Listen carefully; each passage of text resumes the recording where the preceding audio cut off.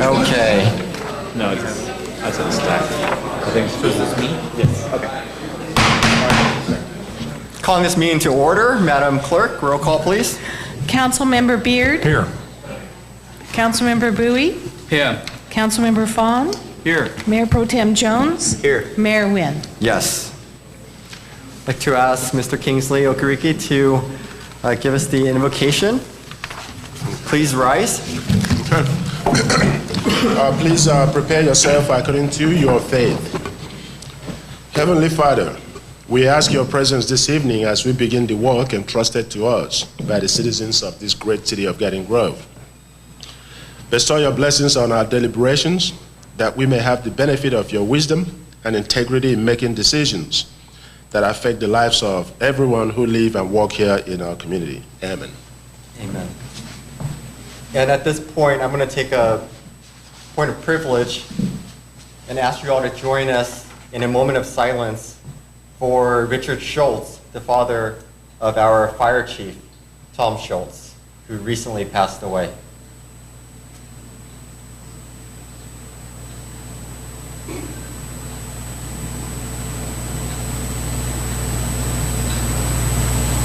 Thank you. Please face the flag. I pledge allegiance to the flag of the United States of America and to the republic for which it stands, one nation, under God, indivisible, with liberty and justice for all.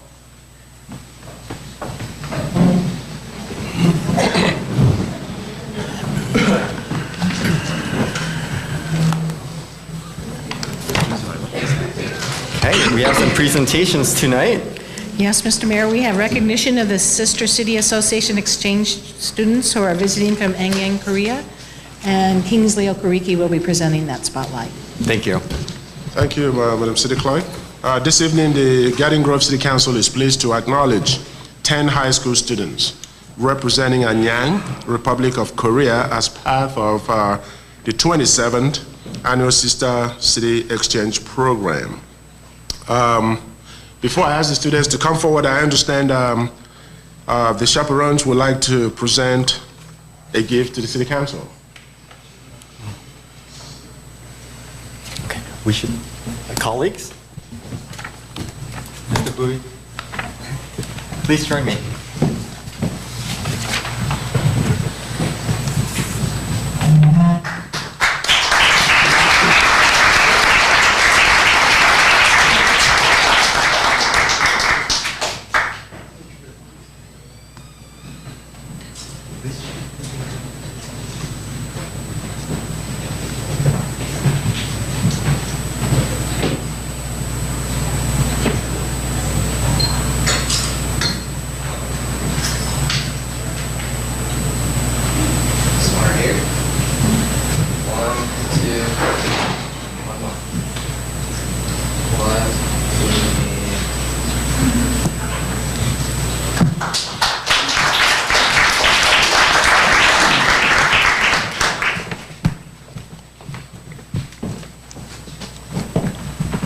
Okay, would the students please come forward?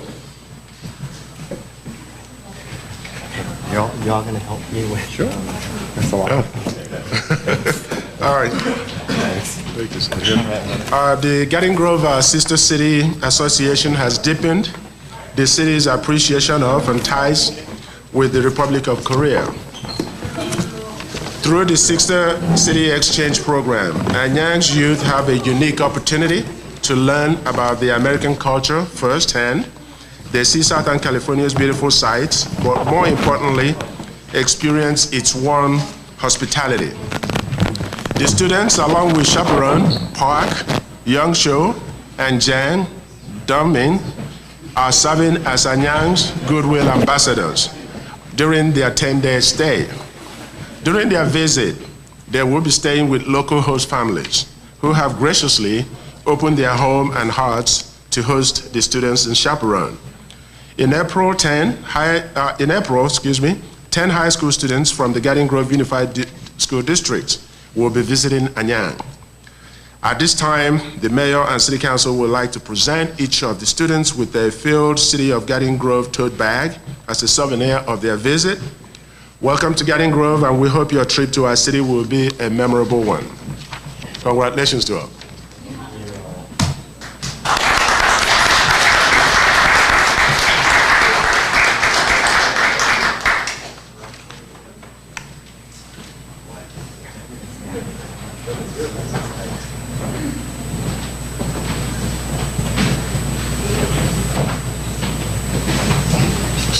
Where's the tote bag? Where's the tote bag?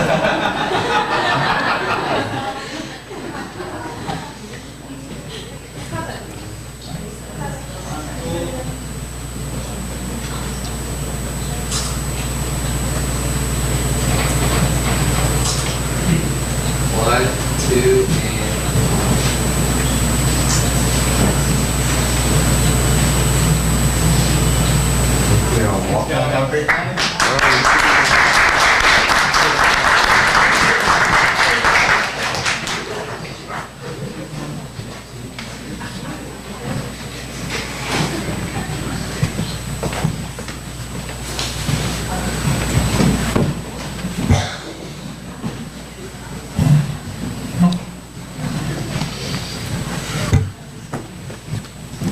Thank you.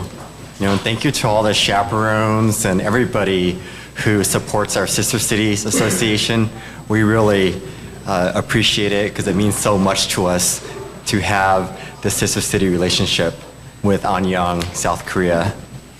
Okay. We're going to move right along into our oral communications. If you'd like to address the council, please fill out one of these cards and submit it to our city clerk. Maureen Blackman. She was just here. Maureen Blackman. Does she know she got it? Okay. And then following Ms. Blackman will be, I'll try that later. Good evening, Council, City Manager, and City Attorney. Happy New Year, Council. I said, here's my 2 cents. So every city in California had to move to districts, and they either had to do it voluntarily or be sued.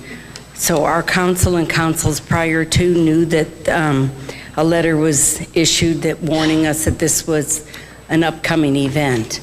When it came down and we were eventually sued, I'm sorry, I was at a council meeting in July when MALDEF, LULAC, Rick Montoya, and quite a few demonstrators were urging council to move to districts. And the answers really were that we were so busy and we didn't have time right now to consider that. We kind of kicked, and Sacramento was going to make a decision, so we more or less kicked the can down the road. Well, eventually we were sued.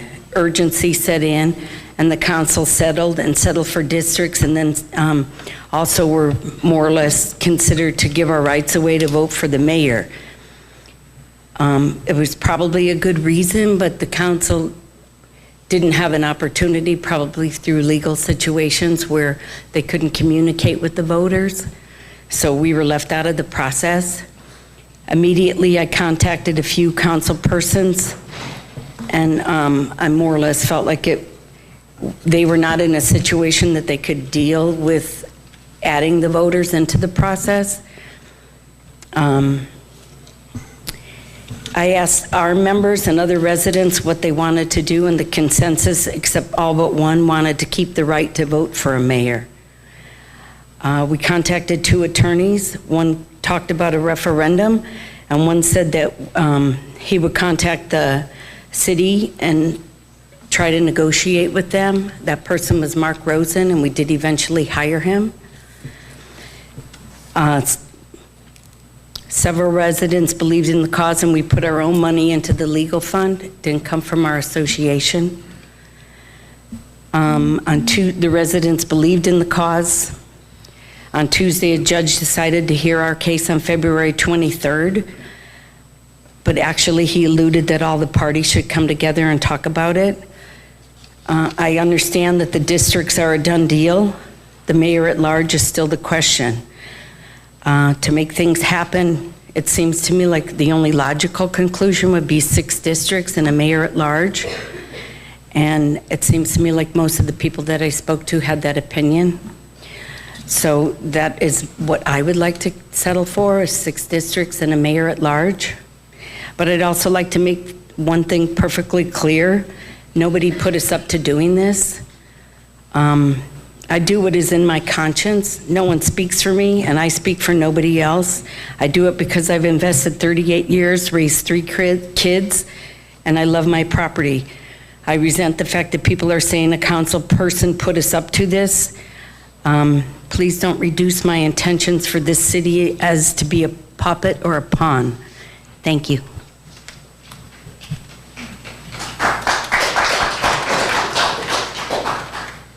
Is it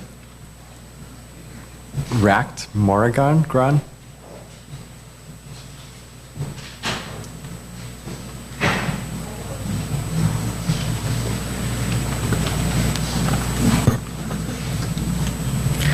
Good evening, Mr. Mayor, Council, and staff. My name is Rashad Morgan. I'm the current president of Sister City Association of Garden Grove. We are a 501c3 nonprofit organization founded in 1987 to promote the understanding of other cultures. We have an established sister city relationship with the South Korean city of Anyang. For almost 30 years, we have been participating in a youth exchange program where we select 10 highly qualified students from all high schools in Garden Grove to visit Anyang for 9 days. There, the students learn the similarities and differences of our people and become our ambassador representing the citizens of Garden Grove and the citizens of the United States. Also, as part of the exchange program, we received 10 of Anyang students of whom we had the pleasure to welcome earlier tonight. We are here today to ask for the city's support for the 3rd annual Strawberry Stomp 5K fundraising happening during the Strawberry Festival weekend in May. All proceeds will go towards scholarships for the Garden Grove students going to Korea and to fund the activities of our Anyang visitors. The 5K is also a great local event to promote health and community spirit. We are expecting over 600 participants this year to pack Main Street and to help promote local businesses. At this time, I'd like to introduce you to one of our past scholarship recipients who was able to travel to Anyang through our program, Cecilia Arzaga, who would like to say a few words. Good evening, Council. My name is Cecilia Arzaga. I went to Korea last year, and I wanted to say that this program is extremely competitive among students like myself, and it really gives us something to look forward to, and it really is for the well-being of our city. It promotes communication skills for students like me, and I remember coming back from Korea, I was able to give a lot of my knowledge to many of my classmates that I wouldn't receive anywhere else, and none of my classmates would receive anywhere else except from this program.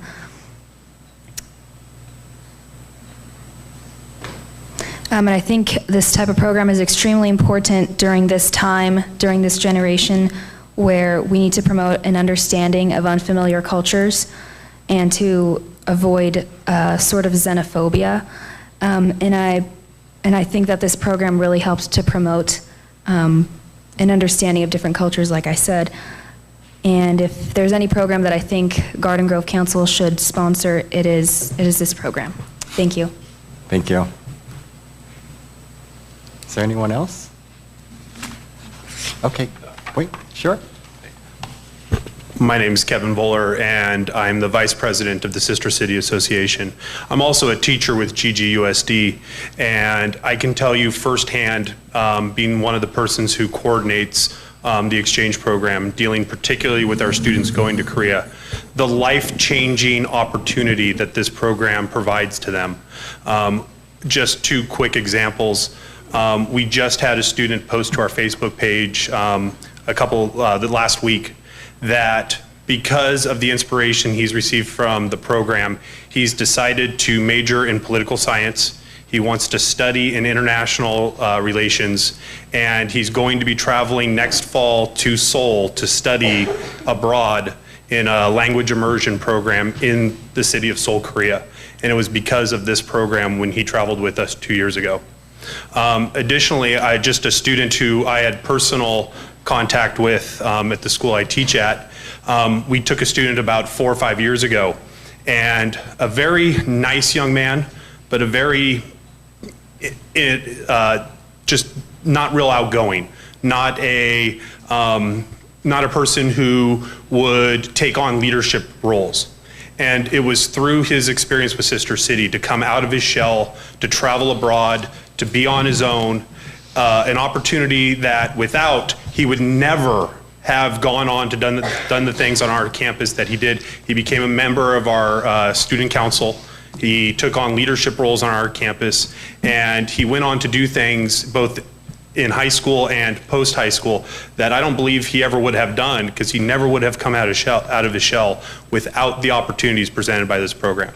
And the Strawberry Stomp 5K is our primary funding source. It's what pays for our students to go to Korea, and it's what pays for the students who come from Korea while they're here. And so I thank you for your consideration. Thank you. Raul Alvarez from Cypress College.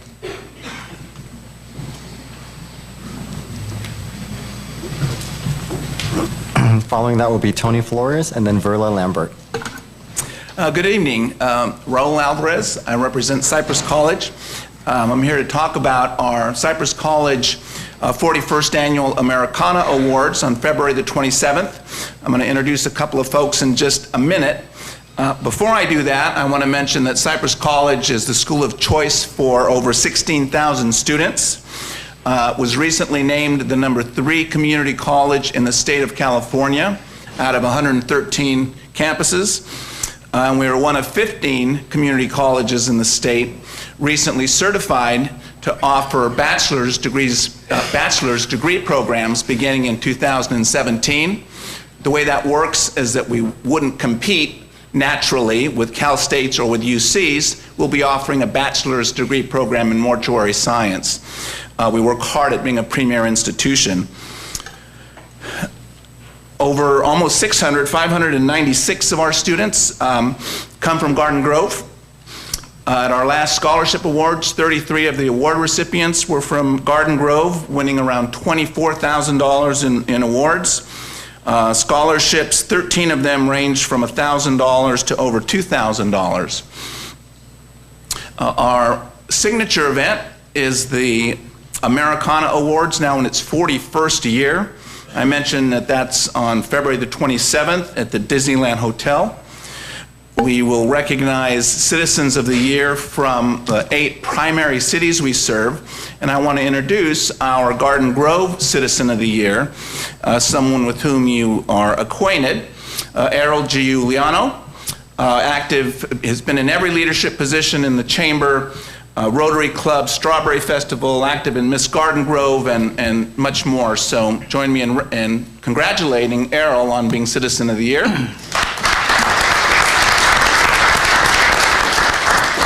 And I want to thank Pam Shear from Union Bank here in Garden Grove. Union Bank is our title sponsor for our event. Garden Grove has been very supportive of Cypress College. We appreciate that. I'll leave some invitations with the city clerk, and we sure hope to see you at the Disneyland Hotel on the 27th of February. And one of our council members, Steve Jones, is an alum of Cypress College. So, thanks for the chance to talk about my favorite subject. Thank you. Tony Flores. Good evening, Mayor, Council. I'm Tony Flores. I had some handouts for you there that the city clerk may have given you. The first is the take on hate. I've been talking about this for a while. The first page is the actual boilerplate language that's off of the website. The second page is our resolution.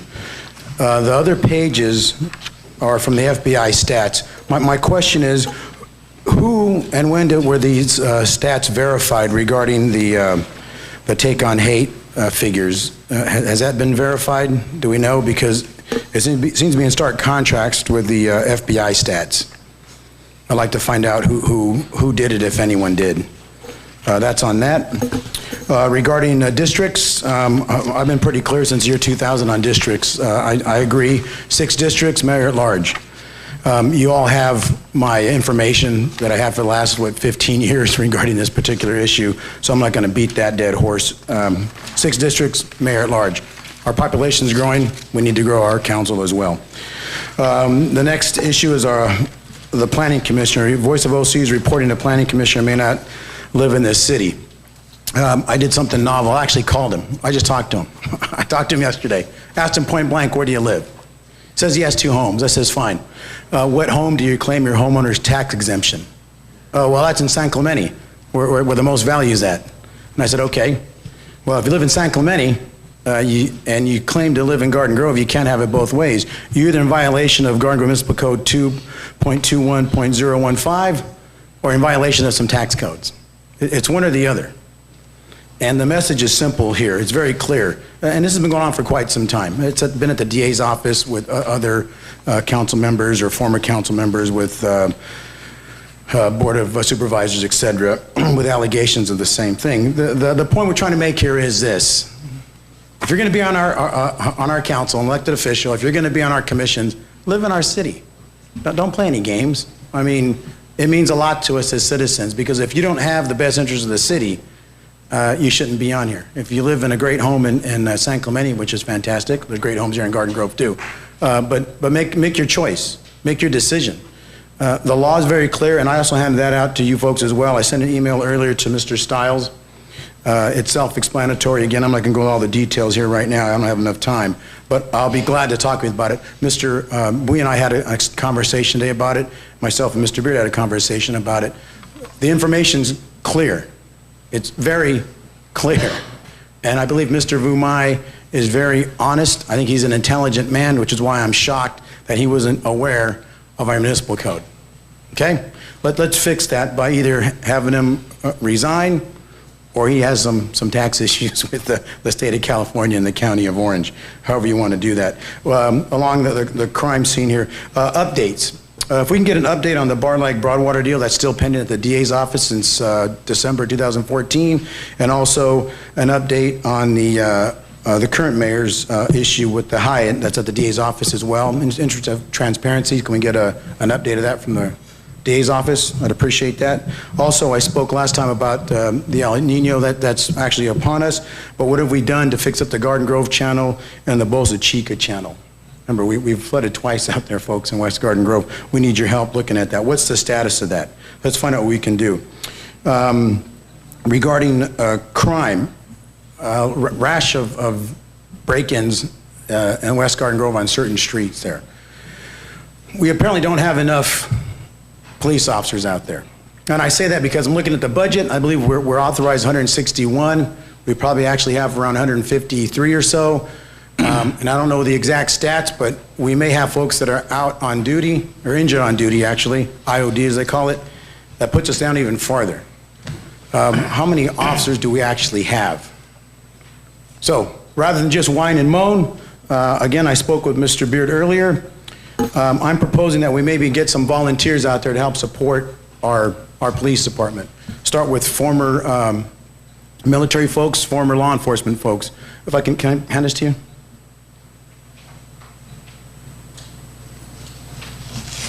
That's from the city of Stockton and the city of Houston that they've done with volunteer programs that actually go out, high visibility, volunteers that go out and patrol their neighborhoods.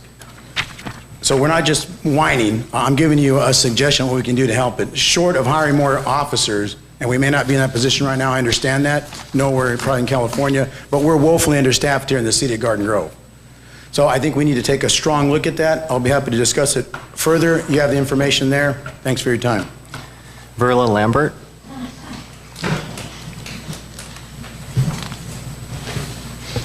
I'm Verla Lambert from Marble Place on the east side of Garden Grove. I didn't prepare anything tonight, so I'm just talking off of the cuff of my jacket.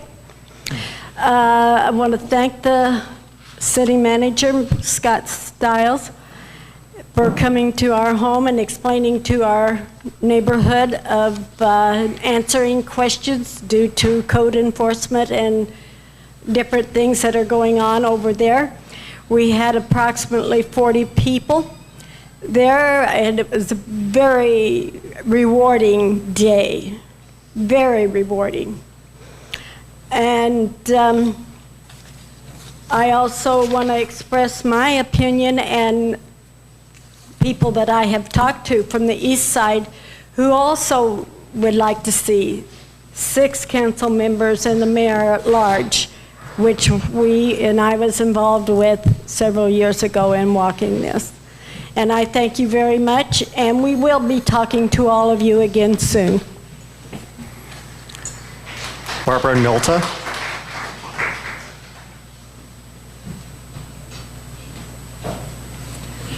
Good evening, Mr. Mayor, Council, gentlemen, Madam. I am from C3 Patients Association, and we're here tonight, Steele Smith, Teresa Smith, to ask you to please vote no to expand the language on medical marijuana cultivation.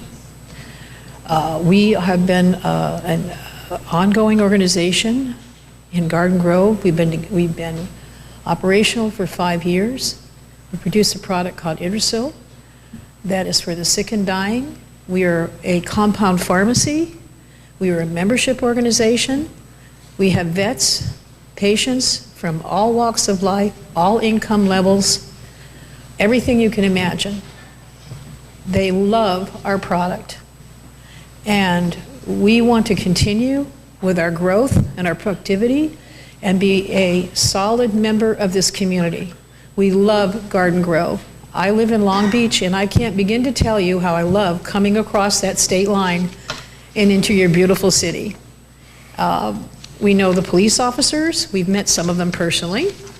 And we have a wonderful relationship with all government activities of this city. And we're proud to be a part of Garden Grove, and we'd like that to continue. Thank you. Teresa Smith. Boy, I think she almost covered everything. I'm the director at C3 Patients Association. We, like Barb said, have been in business for 5 years. We have no foot traffic. We do everything by UPS and our website. We handle cancer patients, epilepsy, autism. We're not a marijuana pill, we're a medical marijuana tablet.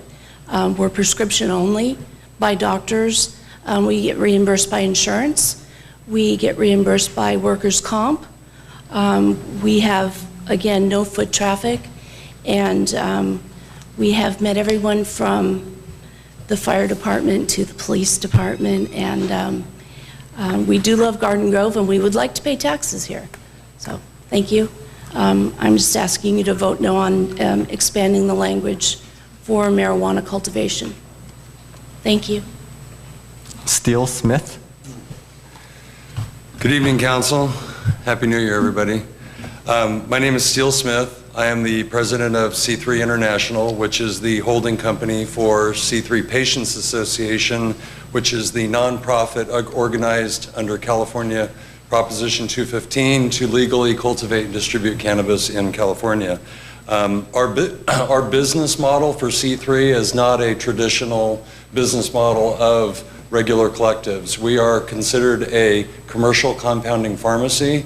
We are actually located in a commercial building. We have no footprint to the community. We have no retail sales. Our product is a pill that is prescription only and is actually the first in the state that is reimbursable by major insurance as well as California State Workmen's Compensation. The process for distribution is doctors write a prescription. Idrisil is filled by our pharmacy and shipped by major carrier to the patient. The benefits to Garden Grove City of having C3 in the city are that we are not a public nuisance. There is no public nuisance as we have no footprint to the community. C3 has no retail sales. We are a secure private industrial location with no signage, and we have currently $5 million in revenue since 2010, of which we would like to be paying taxes to the city.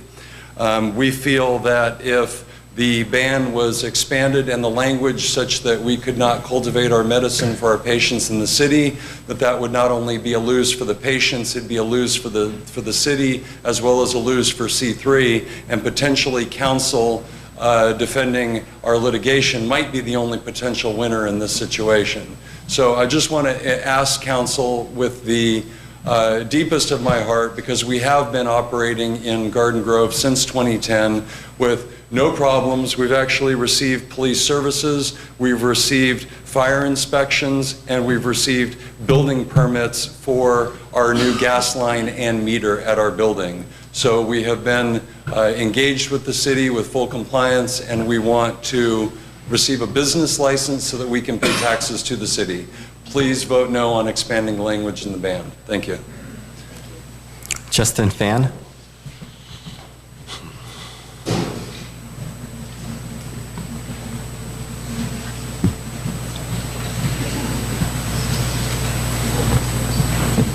Good evening, Mr. Mayor and council members.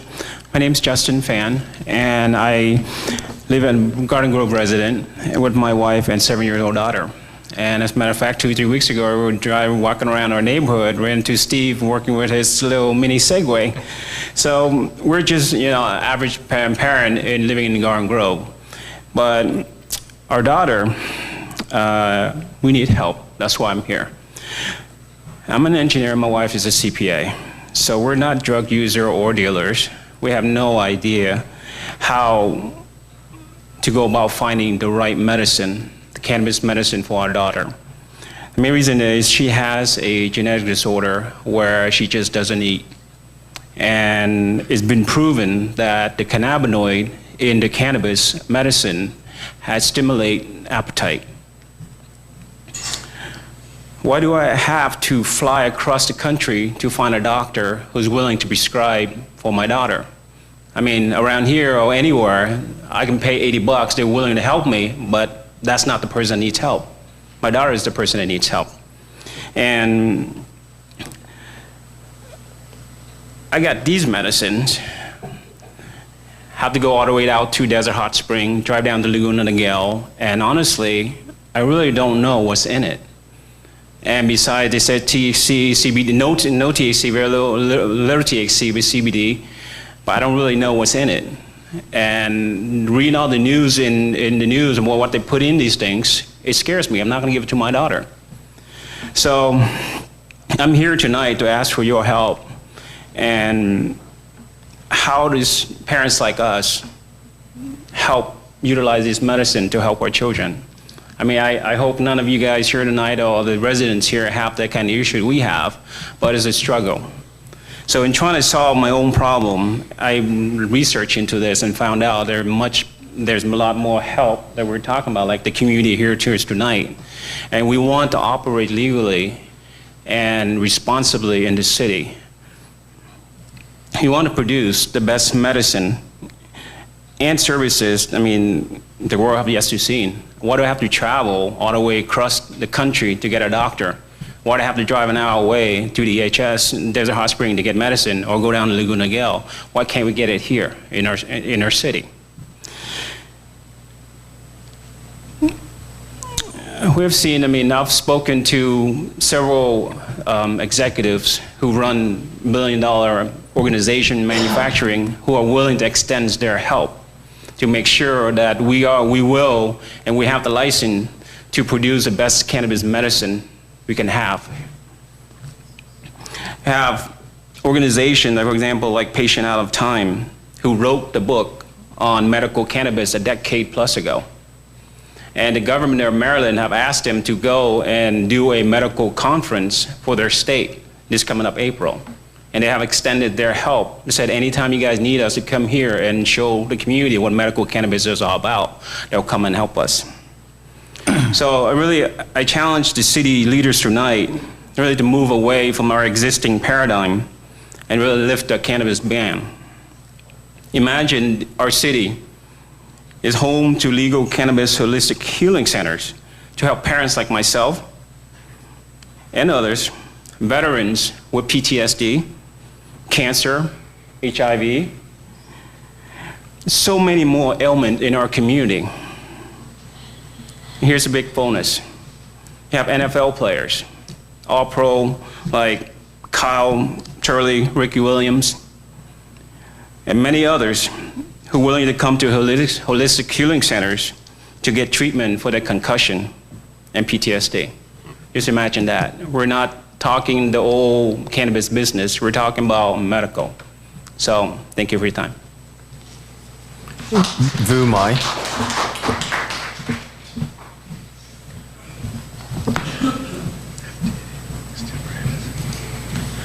Thank you, Mayor. Thank you, Council. Thank you, City Manager Scott. And I just want to extend our Planning Commissioner, Chairman, Mr. O'Neill right here. My name is Dr. Colonel Vu Mai. Actually, I want to thank Josh also. Okay. My name is Dr. Colonel Vu Mai. Can you speak up? Okay. My name is Dr. Colonel Vu Mai. I'm the Planning Commissioner for the City of Garden Grove. Now, there's been some questions about my residency, and I just want to bring it up so that everyone knows what's going on. Let me go back and reiterate one thing, is that Mr. Flores was talking about, do I have interest in the City of Garden Grove? I have a lot of interest in the City of Garden Grove. First of all, my dental practice is right here in the City of Garden Grove. It's been here for over 10 years. Second, he was talking about residency. Do I have a home in this city? Yes, I do. Third is that my military base is in Garden Grove. So do I spend most of my time up here? Yes. Do I work up here? Yes. Do I live up here? Yes. Now, Councilman Bowie met me about 5 years ago, and he spoke to me and regarding about what I can do for this country, what I can do to help on a local level. And that's why I like the idea. I always talk to him about some people are very lucky. They were made in America. Well, America made me. That's why I joined the Planning Commissioner. There is no libeling, okay? There is no malicious intent on my part to do anything wrong for the city. And the last thing is I want to make sure people understand is that there is no financial gain or political gain for me for this office. I do it because I love the city. That is the most important part. And now to go back to what Mr. Flores was talking about is that it all comes down to is legality. I talked to Mr. Stiles, I talked to our attorney, our city, and he told me the biggest issue that I have was that my voter registration. I was not registered in the City of Garden Grove. Unfortunately, because I never vote on the local level. I'm sorry, Councilman Bowie, that it has to come out that I didn't vote for you the last time, okay? But now when it comes to voting, most of the time I have voted, okay, it's inside the Army base. The reason being is because I was active duty in 2012 when we vote. So on a federal level, I vote only, okay? Now, when it comes to my home, the way I looked at it is that I'm going to see if I can get the most tax write-off. That's why I put in for San Clemente. The home here, of course, it doesn't worth as much as San Clemente. But I do have to live here because I go to school for Conventional Staff College, okay? I do my Army training up here, minimum at least 2 days a month. Commander Bowie, or I should say Councilman Bowie knows, because he's in the reserve. He knows how many days we have to put in also, okay? Now, when it comes to my dental practice, I have to be up here at least 4 days a week. So that's why. A lot of times you don't see me. I'm like I run in and run out a lot. It's because I have to do my military in the morning, then I have to work in my dental office, and then I have to go to school. And on top of that, I have to keep my physical shape to be in the military. That's the reason why I've been here for over 10 years, okay? That's the reason why I would like to serve the city. But since Commissioner Commissioner, excuse me, I'm kind of very frustrated right now. Since Commissioner O'Neill is here, or I should say Chairman Commissioner O'Neill is here, I want to get it out to everyone, understand my situation. It has never been my intention of any malicious intent to the city, okay? I'm a veteran of over 20 years in the military. I have served in Operation Uphold Democracy in Haiti, Operation Iraqi Freedom, Operation Enduring Freedom. So I just want to let you understand that. Now, if possible, if we have time, I would like to see if the planning commissioners can vote and let me know what they would like me to do. Sorry to take too much of your time. Brian Pretry, or I'm sorry, Brian Preety. Thank you. Good evening, Council. I'm Brian Preety, and I represent Veterans for Compassionate Care. I'm a United States Navy veteran who served 3 deployments overseas. I'm here today to say that as a combat disabled veteran, I would directly benefit from consistent access to medical cannabis. I feel that as a whole, I lead a healthier life due to my use of cannabis and my abstinence from opioid and psychotropic drugs. Cannabis more closely allows me to lead a life more closely resembling prior to my injuries. I hope for the sake of myself and other veterans, the City of Garden Grove paves the way for veterans to have access to healthier medicinal alternatives through safe and stable access to cannabis programs and dispensaries. My fellow veterans are committing suicide at the rate of 22 a day right now. Consistent and legal access to cannabis would have a direct impact on this statistic. I implore you to lift the ban on cannabis and not continue to stand by while my brothers and sisters die. Thank you. Josh McIntosh. Josh McIntosh, and then Robin Marcario, and then Keith Riley.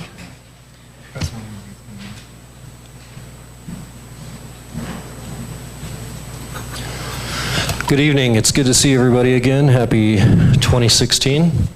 I'd like to start off with saying Chukmang Sinyat to Brother Chris Vaughn. Happy birthday. First things first, I'd say the most important topic here tonight, or at least what's on many of our minds, is district elections.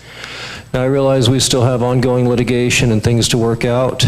However, I also realize that we've had several neighborhood meetings and the city has made major efforts to involve us in creating maps of districts and whatnot. And I would hate to see any of the momentum stalled over the issue over electing or selecting a mayor. I would like the city to move full speed ahead with their maps, have them ready for whatever we decide on the number of districts and how we're going to do the mayor. People are excited to find out who their neighborhood candidates are going to be, who's going to be running to fill your places. I'm excited. I might even throw my name in. So I'd like to see these maps as soon as possible. Thank you. Speaking of boundaries, Commissioner Vumai has fallen into question over his residency and legitimacy of his position on the Planning Commission. I'm not going to weigh in on what's right, what house is most important, where he really lives. I'm going to weigh in on his character. I try to attend as many Planning Commission meetings as I can. They're so fun, just like City Council here. Vumai is one of my favorite people on the panel. He's one of the most engaged people. He asks questions, he participates passionately. He's always got he always wants to dig deeper into whatever the issue is. He's actually the ideal person on there, in my opinion. I've always appreciated him. I've shaken his hand after meetings several times and said, good job. That's exactly what I want to see. So for his character, I just want to say he's a stand-up guy. I didn't realize his military record. I like him even more.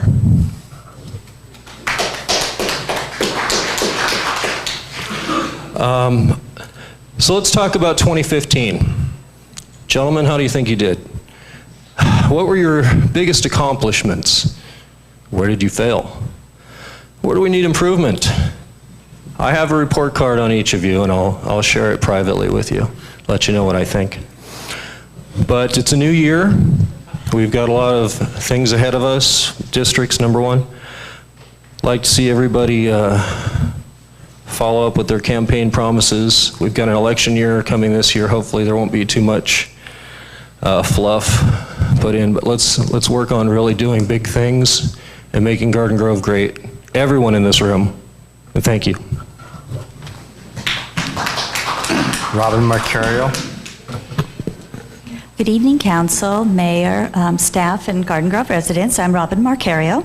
I wanted to just initially commend the staff for their both preparation and response to El Nino.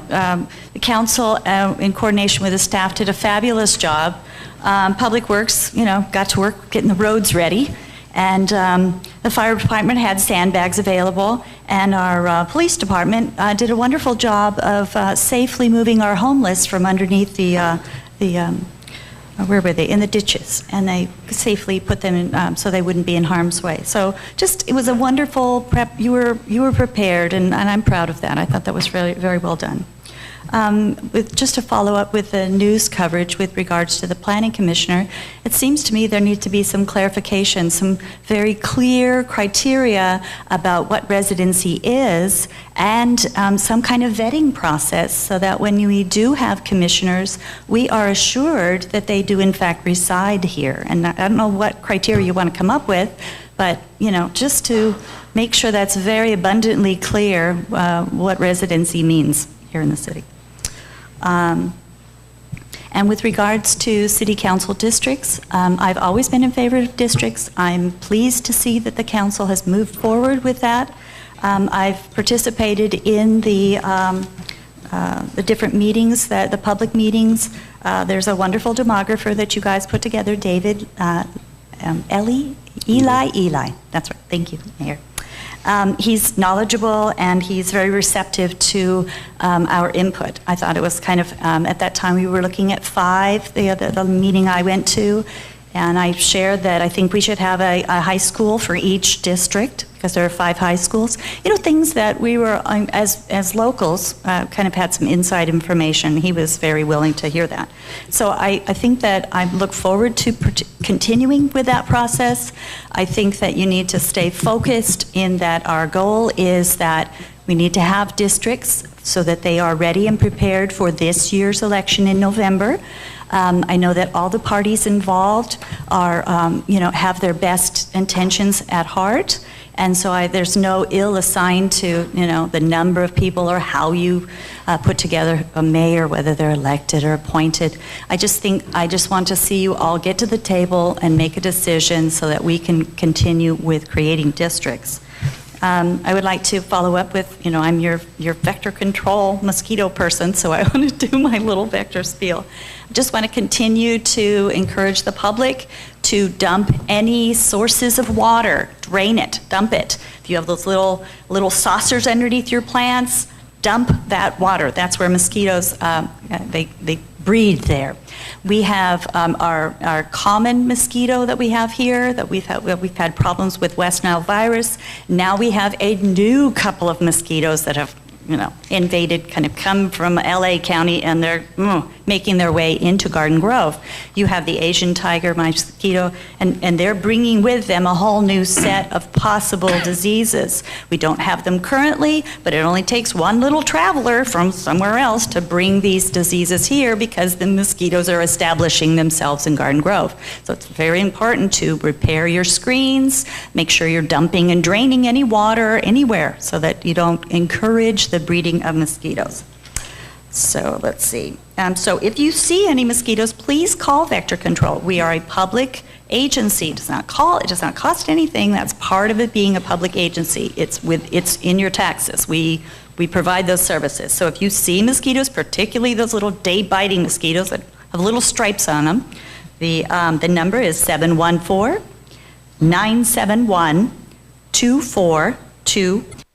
And lastly, I want to just bring to the attention of that the next meeting for the creation of districts with a demographer is Thursday, the 28th, the 29th, February 1st and 2nd, and the person you can contact is our lovely city clerk. That would be Kathy. Hi, Kathy.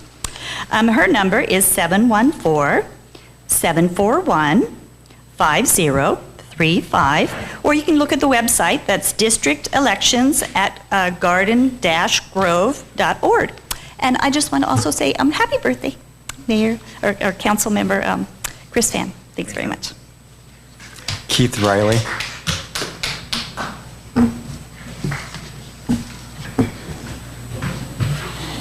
Mayor, Council, City Manager, kudos to the city staff. Last month I was at a fire department, I'm going to call it a planning meeting for lack of a better term, getting community input on where the location is going to be. I thought they did an outstanding job. I really thought they did it. They went over the top on that, and I hope they continue to proceed along those lines. The district thing, I've always been against that. I'm a double service vet. I've been in the Navy and the Coast Guard.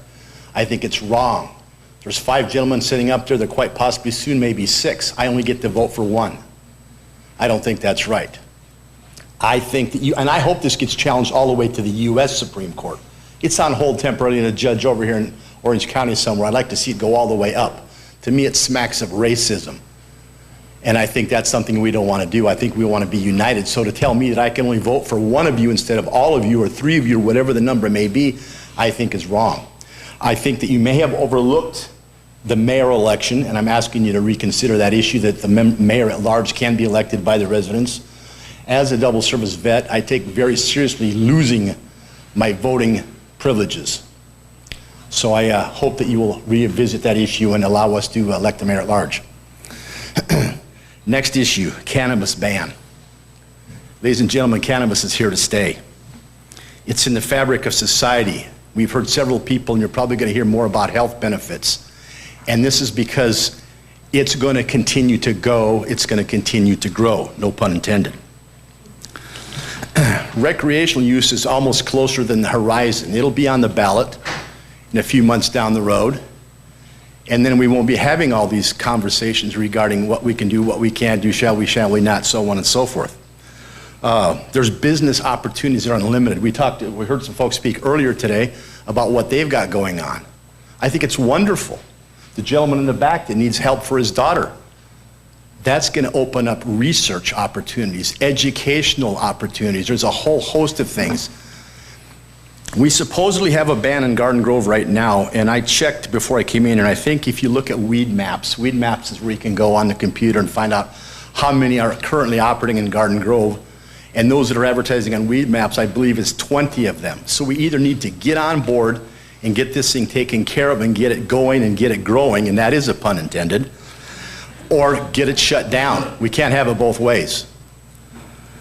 It will create jobs by you gentlemen taking control and making the rules and the regulations and the policy procedures. We will have the local control, and that's what we want. We want the taxes.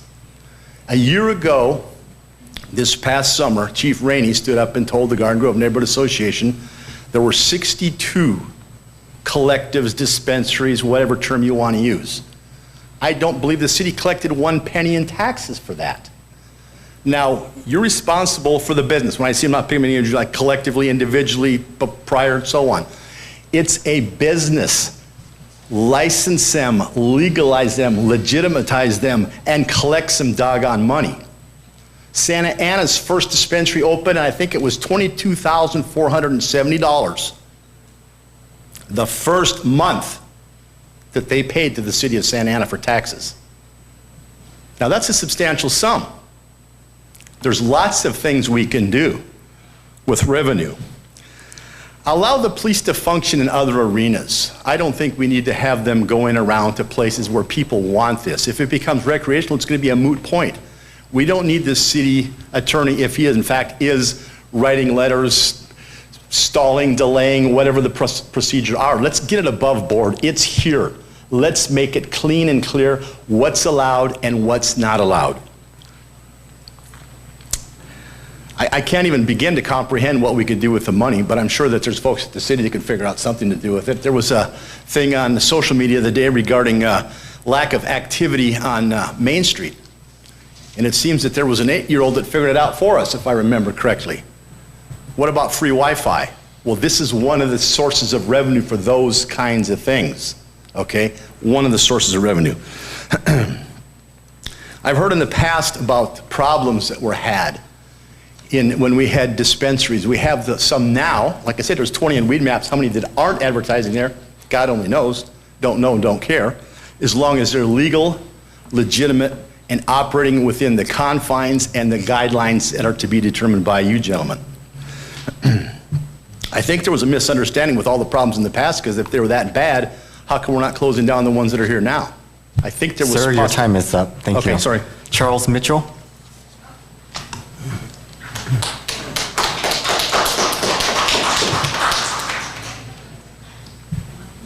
Following Charles Mitchell will be Joel Block, and then Kelvin Quach.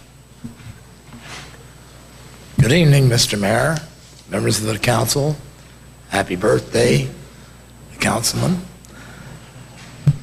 I didn't have a chance to talk to the students from South Korea. I wanted to ask them if they were familiar with the story of Admiral Yi. Now, Councilman Fawn may be familiar with that story. In the 16th century, Japan went through a civil war. After the Civil War was ended and things were settled down, they ended up with many armies throughout Japan. So what do you do with trained troops that don't have any war to fight? They decided, let's attack Korea. And so they did. And this went on for many years. There was one man who rose from nothing to become the hero, the naval hero of Korea. His name was Yi. Now, Admiral Yi devised a way of defeating the Japanese ships. Current conflicts were determined by one ship approaching another, getting close enough to send boarding parties out to attack the crew. Well, Admiral Yi came up with a novel idea. He covered the tops of his ships so that boarding parties could not get to his crew. These became known as turtle ships. Now, Admiral Yi was up and down in his career, but he never lost a naval battle. Matter of fact, he had more victories than Horatio Nelson.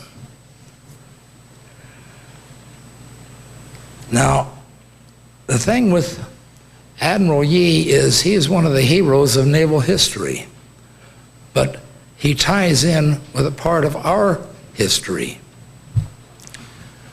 When the states of the South decided to secede from the Union, one of the things that they did was they seized federal properties, including military bases and naval bases. One of these was Norfolk, Virginia.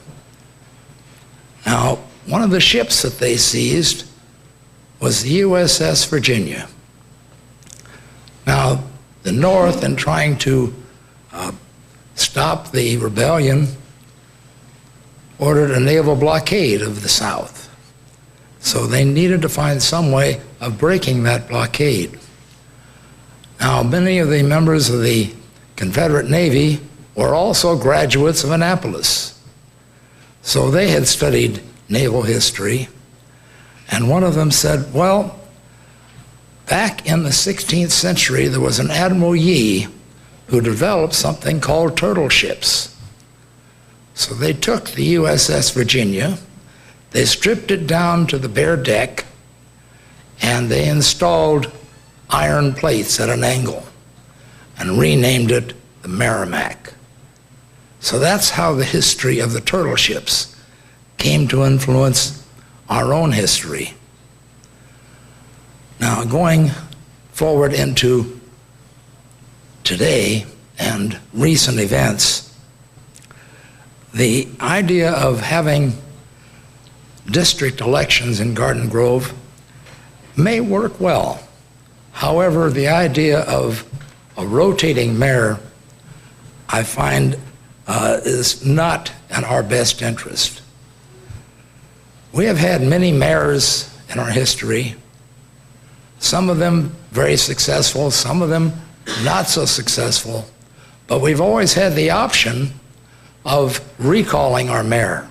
My question is, if we go with districts and the mayor is selected from the council, how do we recall the mayor?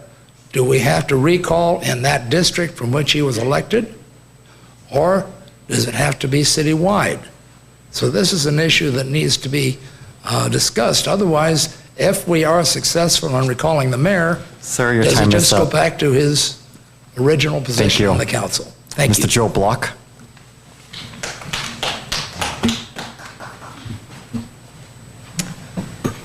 Thank you. My name is Joel Block. I'm unfortunately not a resident of this wonderful city of Garden Grove, but I've learned to really like it and appreciate what great people live here. I did run for state assembly for the District 72 that covers most of Garden Grove, and I've had a strong interest in the city since 2012 when I walked around with our now Congressman Alan Lowenthal and introduced him to folks in Garden Grove before his first election. I want to talk about three issues. I'm a retired attorney. I'm very concerned about civic matters in Garden Grove. I've practiced law in both California and New York. I have 2 law degrees. I want to talk about 3 issues: the issue of the city council district elections and the pending intervention regarding how the mayor is selected. I want to talk about the issue of the planning commissioner's eligibility, and I want to talk about the issue of the marijuana dispensary issue. First, on the issue of district elections. Many of the people, especially some of the students here, might not realize, but at the time of an event that we celebrate every year on July 4th, the Declaration of Independence, the colonies at that point did not grant the right to vote for their state legislatures to very many people. A very small amount of, it was basically white people owned real property, that is land. That was the only people that could vote at the time that the Declaration. So basically, the event, the Declaration, was signed by representatives that were chosen by a very, very tiny group of people. Yet, that was an advance over the prevailing form of government, which was a king was selecting governors to run the colonies. Ever since July 4th, 1776, this country has struggled to expand the right to vote and run for office to successive groups. It took a civil war to adopt the 14th, 15th, and 16th Amendments that gave equal rights in running for office for minorities, especially the former slaves, African Americans. It took a post-World War I amendment to the Constitution to grant the right to women to vote. And every new generation has to deal with equal rights in terms of participating in the electoral process.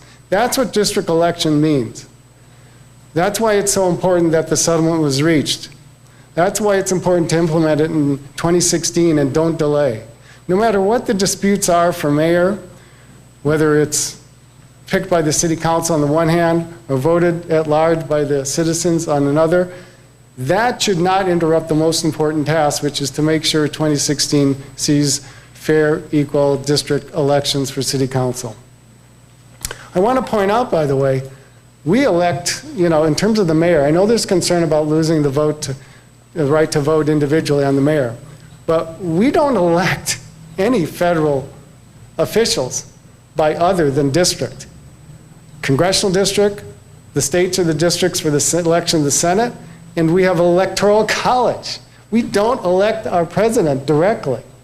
So We somehow tolerate that, we go on, we live life, and we don't challenge that. Some do, but it's a fact of political life that you can have district elections that result in a city council that select the mayor. It happens in a lot of cities. Whatever you choose, I hope you work out an arrangement with all the parties involved. Very briefly on the planning commissioner's eligibility, whatever the intent is, people need to have confidence in the officials. I would like to be a commissioner. I don't have a city. I live in Rossmore. I do a lot of activity in Garden Grove. I would love to serve this community, but I can't because I don't live here. I've thought about moving here, and until I do, I'm not eligible to be on the planning commission. Finally, on the marijuana dispensary issue, I'll make it very brief. The California voters did vote in favor of medical marijuana. That's the reality. I have ambivalent feelings about marijuana. I have 21-year-old twins, but the bottom line is it's part of the law, and we all should abide by it and try to implement it in the best way possible. Thank you. Kelvin Quach, and following him will be Linda Zamora. Good evening, Mayor, Council, City Manager, and Garden Grove residents. My name is Kelvin Quach. I'm a United States Marine veteran of 6 years with 4th Armored Reconnaissance and did a tour to the Republic of Georgia helping with tactics against the invasion with Russia. Forming a bond with my brothers and sisters, I joined the Veteran Student Association at Santa Ana College, and I've seen many of my friends and other veterans with PTSD in need of help. Telling me the prescriptions from the pharmaceutical companies were not helping and they needed a safer access to medical marijuana. As a lead volunteer at Greenfellas Clinic, a nonprofit corporation, Prop 215 compliant, our goal is to provide a safe access for patients in need of medical cannabis. Complying with the rules and regulations using medical cannabis, our mission would be to empower quality-minded patients with a revolutionary approach for the mind and body. Qualified patients will be provided with improved access to high quality and effective cannabis for medical use. Medical marijuana in our city would offer a new revenue stream according to research from the Cato Institute. A majority of Americans support legalization and believe in this regulating usage. Last month, the 39th President of the United States, Jimmy Carter, quoted, "Medical marijuana cured my cancer." While speaking to ABC News about the remission of his cancer, former President credited medical marijuana for killing his brain cancer ordeal. I'm not endorsing medical cannabis for everyone. There is time and place, especially around children. Everyone should be aware of the potential benefits of cannabis when used in moderation. The taboo disappears when we speak about cannabis openly. Thank you. Linda Zamora.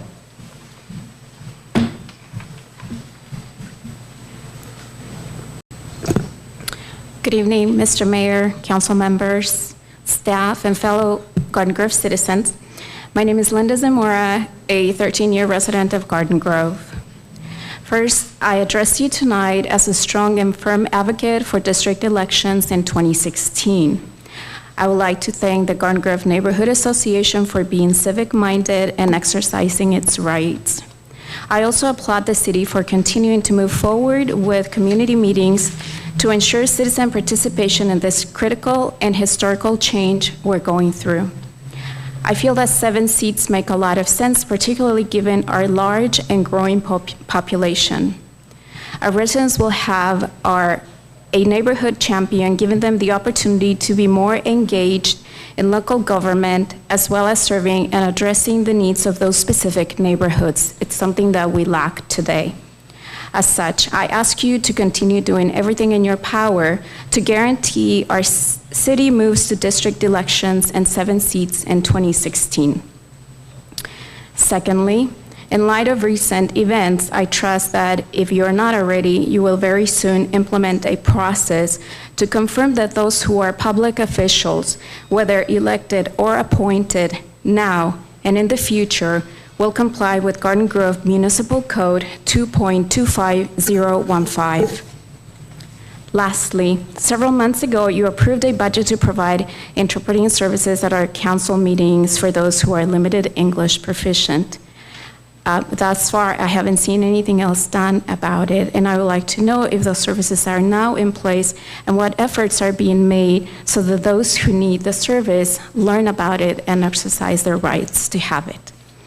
I thank you for taking my input and consideration and for your hard work to move our city forward with district elections and 7 seats in 2016.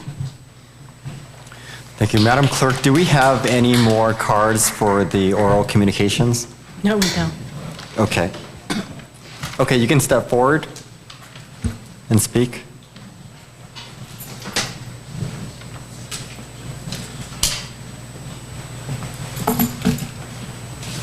Hello, my name is Cody Chavez. I'm here to speak about the medical marijuana cultivation and other related matters. No, I don't mean to interrupt you. I just want to let everybody know that we will have a public hearing, and I know that some folks filled out the cards and put item 6, which is the public hearing, and I'm going to call those folks up at that time. So there's an opportunity to speak during that public hearing as well. But you're also welcome to I would like speak to rescind now. my time and step down and return later for that. Okay. Thank you. And if you'd like to help us and help me be a little bit more orderly, please do complete a card and hand it to our city clerk for the public hearing portion. At this time, I'm going to open it up to my colleagues for responses to the public comments. I will leave my question and comment about the medical marijuana or general marijuana when we discuss that item next. And so there's only 2 things that I would like to comment here. The first one is the district. I believe the City Council have made a decision to move forward with districting. The only question would be the mayor at large, which is being challenged in court. And so I made the suggestion to the city manager that we continue to move forward full speed with the districting. And to me, it would be either a 5 district and the rotating mayor, or something else. Could be, something out in the between. But there will for sure district, and whether we'll have a rotating mayor or we have the mayor at large will remain to be seen. And so rest assured, at least from my perspective, we move forward full speed with districting. As far as with the Planning Commission, I would like to clarify one small issue, one small item, and that is on the voice of OC.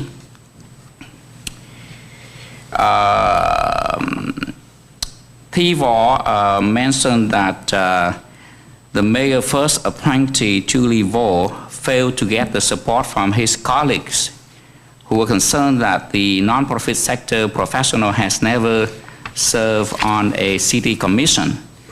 I would like to clarify that statement, and it is not required to be serving on any other city commission before a person would be considered qualified for Planning Commission. The reason that we point out that Julie Vaughn may not be qualified yet for this particular vacancy is because we have only 1 year left in the Planning Commission. And we understand that Planning Commission is not an easy position. We have a lot of complex issues that we need to deal with. And so bring with a relatively fresh Planning Commission, everyone on that commission was brand new. So to bring that Julie Vaughn, who has no experience in Planning Commission, Planning Commission before, to serve just the remaining 1 year would not be a good idea, and that's why we felt that with many other former planning commissioner apply for that vacancy, it would be best to appoint one of those persons. That is the rationale, not because he have never served in other city commission. As far as Colonel Vu Mai, the planning commission that I had recommended in 2015, I persuaded him to serve the city because I believe in his professional qualification and integrity. Vu Mai is a colonel in the Army Reserve. He's a dental doctor, and during his tenure, he was wounded in Iraq, and when his obligation ended with the, I believe, with the military, he re-enlisted. He could have just move on with his medical practice, but he decided to re-enlist into the services. That speaks volume to me. That is a man who cares a lot about our country. And as I talked to him throughout the 5 years that I have known him, I've grown to admire his qualification because when he served in Iraq, he involved in logistics. He helped the army plant to build base for tens of thousands of soldiers. This is big city. So he knows zoning code, he knows all of those areas, a unique qualification that are tremendously helping our city. These are patriotic soldiers who sacrifice a lot of his family and his own times for our country. He put his life on the line for us. And now he wants to serve our city. So that's why I thought that it would be a good idea if I could persuade him to join our planning commission to serve us. And yes, I do understand that it is required that he live in the city. So when I asked him, and I checked with our former city attorney, Mr. Tom Nixon, Tom explained to me that if a person had multiple residents, that person needs to consider Garden Grove as a primary residency, and that's all there is. So when I talked to Colonel Vu Mai, he explained to me that he spent most of his time here in Garden Grove, and because of his practice here, right at the dental office on Euclid and Garden Grove Boulevard, and his base is in Garden Grove, and he studied in Garden Grove. He studied for higher, in military equivalent to PhD in university. It's also here in Garden Grove. So he spent the majority of his time here, so he assured me that yes, from that perspective, I truly live in Garden Grove. There may be time that I live in San Clemente whenever I can, but I spend a lot of my time here in Garden Grove. So for that reason, I encourage him to apply for the planning commission. But if we felt that we need someone who spend 100% of his time here in Garden Grove, then if that is a highest priority, then he should resign. And I have no issue with that. I think what we see here is the earnest interest in serving our city, and that's the whole intent. Thank you. Okay, any other colleagues? And we will deliberate further in the M. Sure, Mr. Beard? Well, related to residency and requirement and commissioners and commission seats, when it comes to that portion of the meeting, I'd like to bring that forward to the next council meeting for possible action and consideration for discussion and debate. Okay, are you making a motion? No, when it gets to that portion for city matters or council matters, Sure. I'll bring it up at that time. Okay, great. Thank you. Okay, at this time, we're going to move on to the selection of the Mayor Pro Tem. I will entertain any nominations at this time. May I ask a question? Certainly. Most of the questions directed to the current Mayor Pro Tem. Mr. Mayor Pro Tem, Steve Jones.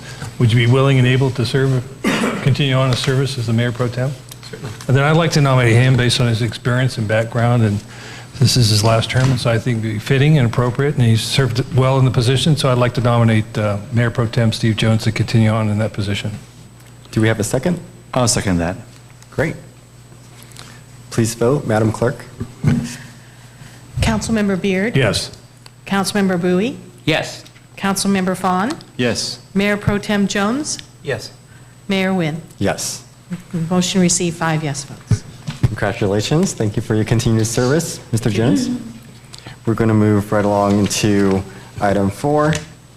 Madam Clerk. Yes, we have a request from the Sister City Association of Garden Grove for co-sponsorship of the 2016 Strawberry Stomp 5K, and Kim Hoy is here for any questions. Mr. Mayor? Yes. I'd like to also mention that I'm a member of the association. At this time, I think it would be appropriate, may have a potential conflict, being a member of the association, to recuse myself from this consideration of this item. Mr. Sandoval? Is that necessary? Unless you get paid, you wouldn't have a legal conflict, so it would be up to you. You know, I just feel better about it. My wife's part of the board, and so I just as soon not be involved in deliberation of it. Mm-hmm. Okay, it is a nonprofit organization doing a lot of good for our community. Thank you, Mr. Beard. I will entertain a motion to approve. I'll move it. Second. Please, if there's no more further discussion, yes, Yeah, Mr. Beard? I would like to discuss a little bit on that. Sister City is a wonderful program, and I would like to see that continue, being successful. And over the past few years, we have always been trying to help with some of its funding. But I would like to, because our funding is limited, I would support this a vote to approve this cost of $7,400 to cover the cost of this program for the Sister City Association. But I would like to see if we can come up with a program where certain nonprofit organizations, when they just started it, that they need help, they would try to help. But as they move along, perhaps they could try to be less and less dependent upon the city assistance to help them grow. So I would like to suggest that we ask the city staff to talk to the Sister City Association to see if they could have a plan where, every year as it moves forward, they would receive less and less assistance from the city. But for now, I would be happy to vote yes to cover all of the $7,400 cost to help with this program.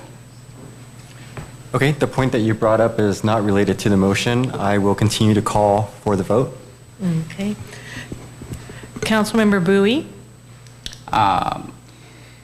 Mayor, so if you need me to make an alternate motion, then I would like to make a substitute motion to approve this with the condition that that staff would work with the Sister City Association to come up with the plan to reduce the level of assistance from the city as each year as they are growing and they move forward.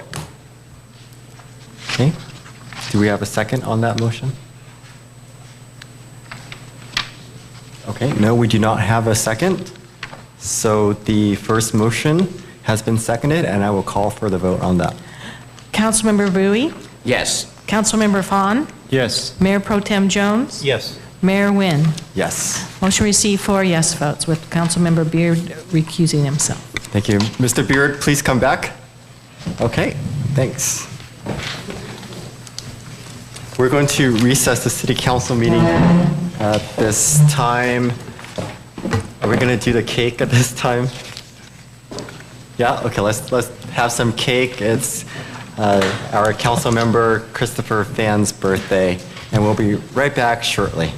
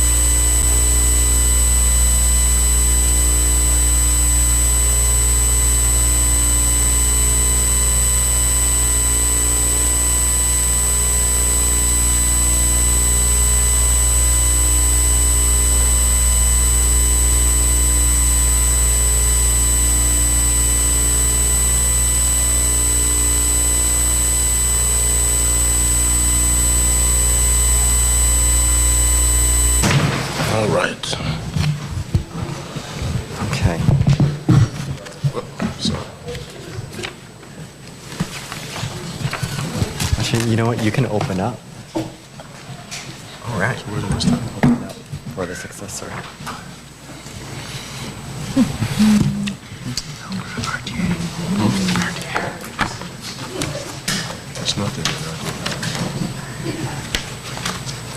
Alrighty, I will open the January 12th meeting of the Successor Agency for Community Development. Madam Clerk, would you like to call roll?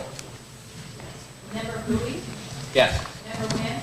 Yes. Member Vaughn? Here. Vice Chair Beard? Here. Chair Jones? Here.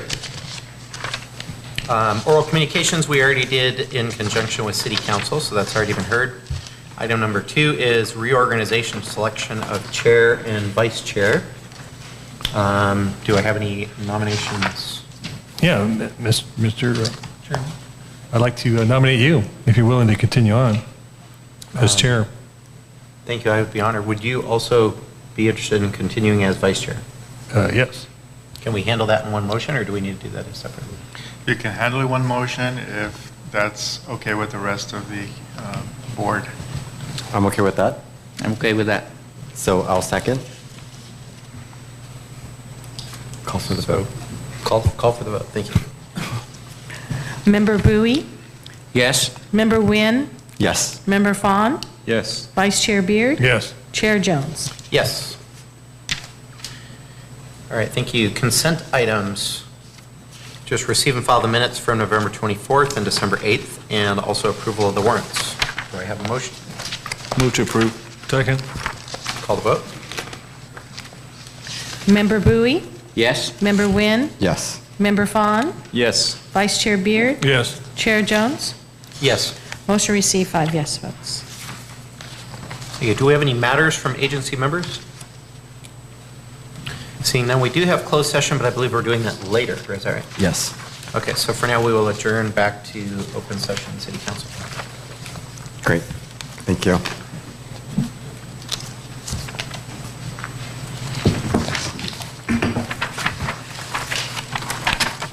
We have consent items. Yes, consent items 5A through 5H will be acted on simultaneously unless with one motion unless separate discussion or action is requested by a council member. I'll move to approve. Second. Please vote. Councilmember Beard? Yes. Councilmember Bowie? Yes. Councilmember Fawn? Yes. Mayor Pro Tem Jones? Yes. Mayor Wynn? Yes. Motion received, 5 yes votes. We have a public hearing tonight. Yes, we have a public hearing for the consideration of an ordinance updating the city's land use regulations pertaining to cannabis dispensaries, et cetera, and the city attorney is here to present that report. Mayor and members of the City Council, I have a brief presentation. Before you is an ordinance that would update the current city regulations in order to bring them up to date pursuant to recent state legislation that was adopted effective this year. The city adopted a ban on medical marijuana dispensaries back in 2008. And it was a straightforward ban. Subsequent to the ban, now in 2016, last year the state adopted legislation that further regulates not just the dispensaries, but also the cultivation and distribution of medical marijuana. Part of that new legislation has language, at least the bill that pertains to cultivation, has language that indicates that in order for the local entities to continue to have local control, there has to be clear language regulating cultivation before March 1st, 2016. Otherwise, the state agencies are going to be the regulatory body for cultivation in the state of California. Based on that language, we have come before you with a proposed ordinance that will clarify our current regulations in order to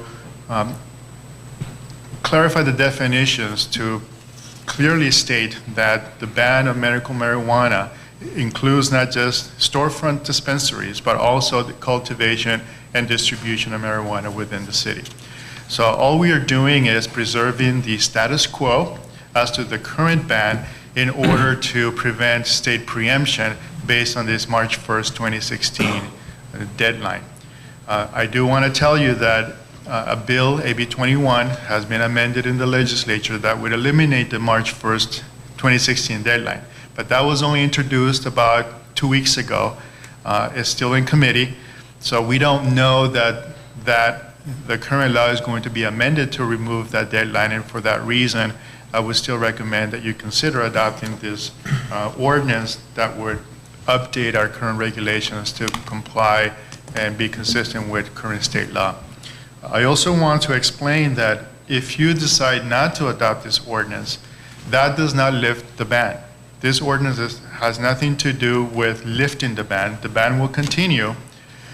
It's just it won't be as clear, and it will leave open to interpretation whether cultivation and mobile distribution of medical marijuana is allowed in the city of Garden Grove.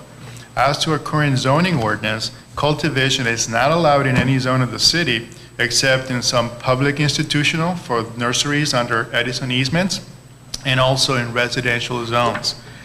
We have interpreted our current cultivation authority to mean, vegetables and ornamentals that you grow in your homes, and that's why the current zoning code allows cultivation in residential only. So even if you were not to adopt this ordinance, cultivation of medical marijuana is still prohibited in the city, and distribution and dispensaries are still prohibited in the city.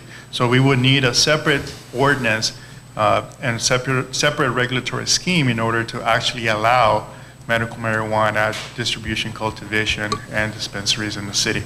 I'll be happy to answer any questions that you may have. Our recommendation is for the City Council to open the public hearing, receive public testimony, close the public hearing, and then consider introduction of this ordinance that would amend the current zoning regulations to clarify and preserve the status quo in banning medical marijuana dispensaries, cultivation, distribution, and also the ordinance would clarify that uses that are not specifically permitted under the zoning code are prohibited. Again, I'll be happy to answer any questions that you may have. So if I may, the speakers, the three speakers, I believe from CP3 is your company. So if we are not allowing cultivation in the city, how are they able to operate in our city thus far? Or do they I can tell you that's one of the main reasons they don't have a business license. Okay. So are they paying taxes to the city at this point, or no? I would not imagine so, correct? No. Okay. Mr. Sadovu, the deadline extensions that are being considered in the legislative, do we know what the extended date is? The status? No, the date that they will extend it to, okay. if it passes. Yeah, if it passes, all they're doing is removing the section that has the March 1st, 2016 deadline.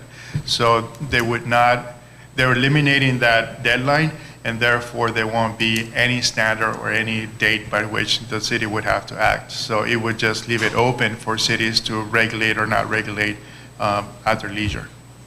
Okay. And with the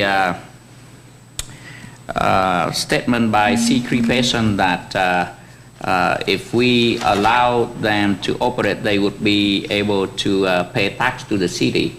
Now, my understanding is that generally, nonprofit organization does not pay tax. So how does it apply? That's correct. Nonprofits do not pay property taxes, and they would be exempt from business license taxes. But they do pay sales taxes on products they sell in the open market. And so that is one of the, I think, arguments that they would be able to declare the city as a point of sale, and then the city would receive the portion of the sales tax that's collected by the state of California. If someone is selling product, whether they have the permit sale, do they still have to collect taxes? And if they do collect tax, and they do not declare the city as the business that they operate in, where does that sale tax go to? Wherever they declare with the Board of Equalization and the Franchise Tax Board as their point of sale. Do we know where do they declare that with the Board of Equalization? I don't think the city, anyone at the city knows. Please repeat the question, I couldn't hear. Sir. The question is, which city does C3 patient report to the Board of Equalization that is the city where the point of sale originated? And we don't have the answer. It's up to the mayor if he wants you to answer to it. At this time, we're asking questions for staff, and then we'll open up the public hearing in a moment.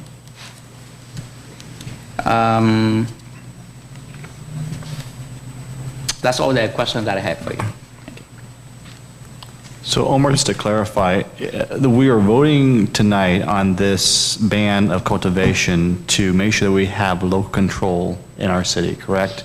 Correct. It's simply to preserve the status quo and continue to have local control. Right. And so if, after hearing all the arguments and the comments, if we wish to turn the corner and lift the ban, it has to be a totally different day and a different procedure, correct? Correct. I would recommend that you direct us to go back and consider regulations to bring back with an ordinance that would actually do that. I do want to point out that even though the state adopted regulation to regulate medical marijuana similar to the alcoholic licenses that the state issues through ABC, this one would be, the medical marijuana would be issued by a department within the Department of Consumer Affairs. They have indicated that they still have to adopt regulations, just like the ABC regulations, and it's estimated that it won't be until 2008 when those regulations come out and the state actually starts issuing licenses. 2018, I'm sorry. Yeah. Mr. Jones. What's the number of the assembly bill that you said is introduced that would relieve the time pressure to take action? AB 21. AB 21. Have we asked,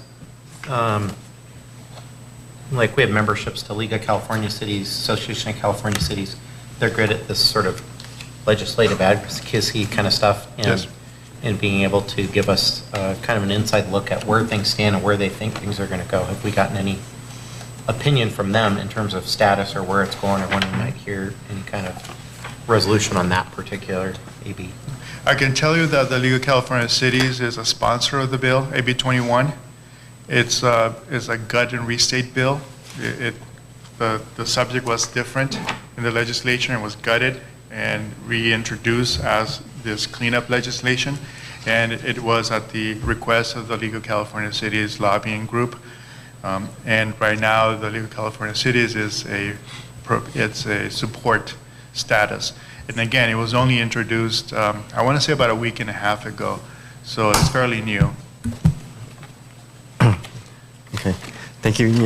To answer Mr. Bowie's question earlier, I did highlight on page 17 of, there are several reports there, but under the State Board of Equalization, the BOE does actively follow up on businesses that have not obtained the required seller's permit and or have not paid their sales tax, including medical marijuana dispensaries.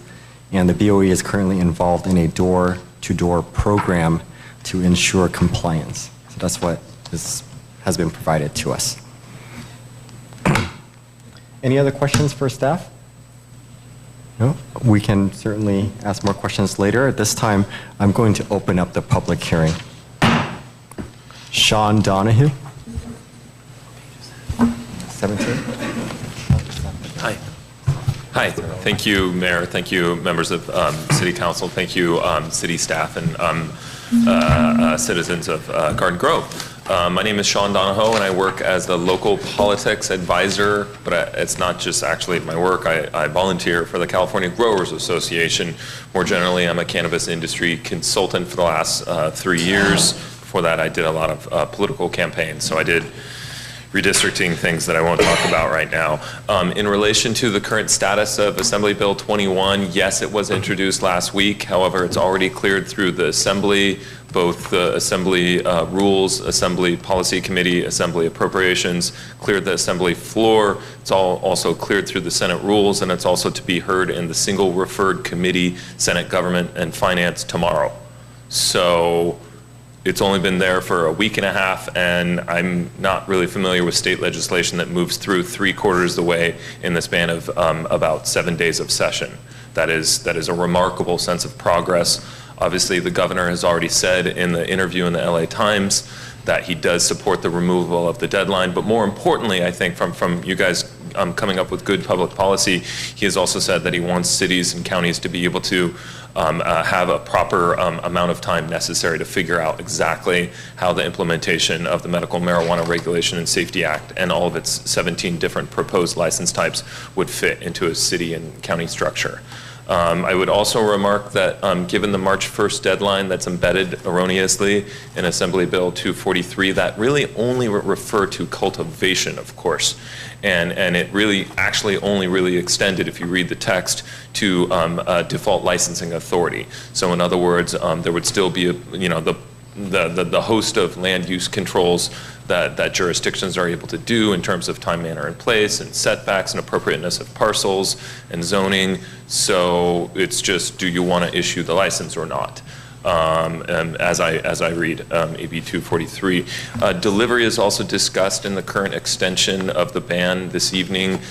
There is no link between delivery of medical cannabis as contemplated in 2 years' time as an activity to be engaged in by a type 10 license type dispensary that's in no way linked towards this erroneous March 1st deadline. Delivery services are not necessarily, in my reading of the text of AB 243, there. So I'm not quite sure. This is not the first city or county that I've seen the two issues linked. I absolutely sit on the City of Oakland has a Cannabis Regulatory Commission. A lot of other cities and counties have adopted ad hoc committees. That may be something that the City Council may find helpful in trying to navigate this extremely complex subject matter. It's been 19 years with no guidance from the state. I understand that all cities and counties are trying to figure out what to make of it now. And I think even better than the letter of the law that happened last year, the real thoughtfulness that occurred when many different stakeholders, from the representatives of local governments as well as, sure, the medical cannabis industry, but I mean, there was members of organized labor that were there. There was folks from county agricultural commissioners, certainly urban, rural counties, cities were all represented. And I think that there's a strong appreciation that we have an existing supply chain that provides some of the best produced medical cannabis to patients in the world, and now they've really designed a system to make that work for a supply chain both above the point of distribution as well as for the point of distribution. And I'm excited to see certain cities and counties choosing to adopt what sort of land use mechanisms are necessary to start issuing these license types. And I hope that certainly the City Council feels and the city staff feels appropriate to do what's necessary given in an abundance of caution given current law. However, hopefully you can start figuring out which of these different license types would be best appreciated to bring in into the city for the benefit of jobs, revenue, and safe access to medicine for patients. So I was on a roll. I can be done now. Yeah. Thank you. Okay, thank you. Freddie Chavez, and then Cody Chavez, and then Keith Riley. And if anyone else wants to speak, you can speak after that. Thank you, Mr. Mayor, council members, members of the council, and citizens of Garden Grove. I'm a mental health patient, and I'm glad that there's a focus in this country now on mental health. There's less of a stigma about depression and anxiety. But but there's still this stigma on marijuana, and cities are afraid and such, and I understand that. But I know that anxiety is fear, and telling patients that these shops have to be closed and you have to go out of town to get your medicine, that only makes things more fearful and isn't good for the mental health community. So I would ask you to vote no on this and let these people help patients, help us. And when people say, when they're against it and they say, I don't like seeing so many shops open up, I could feel that. I understand that when I see lots of coffee shops open up or fast food places, I kind of feel that way too. But I know that it helps the economy, and I know that it's what people want. And I want to get in the way of more shops opening up, especially if it helps jobs and the economy. But this also helps our mental health and everything. So when people have these complaints like, I don't want so many shops just opening up in my city, it might bring bad things. I don't think that should matter more than the people with concerns over their own mental health and such. So I would hope you think about that. Thank you. Cody Chavez, and then Keith Riley.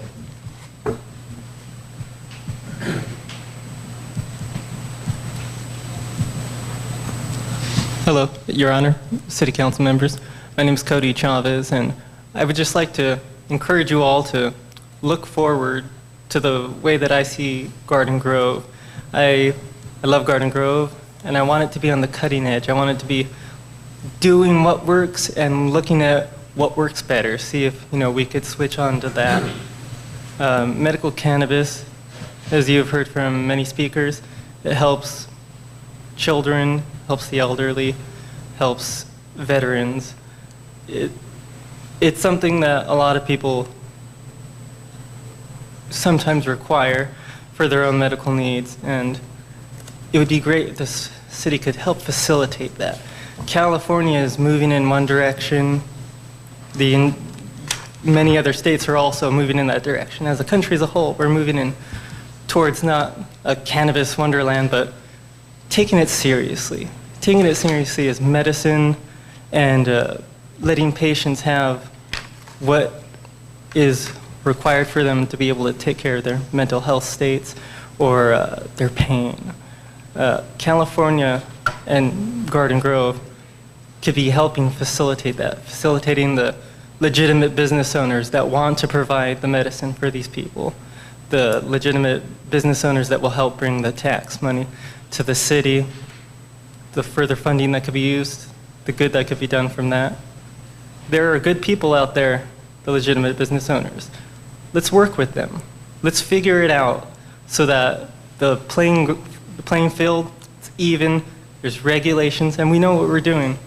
This is the way that we're going, and it would be good, it would be prudent to get on top of this with a good sight on not dealing with recreational marijuana, but medical marijuana, making it so that our patients here have safe places to go, places that aren't part of the black market where they have to spring up, scary places, the places that some people are concerned produce crime.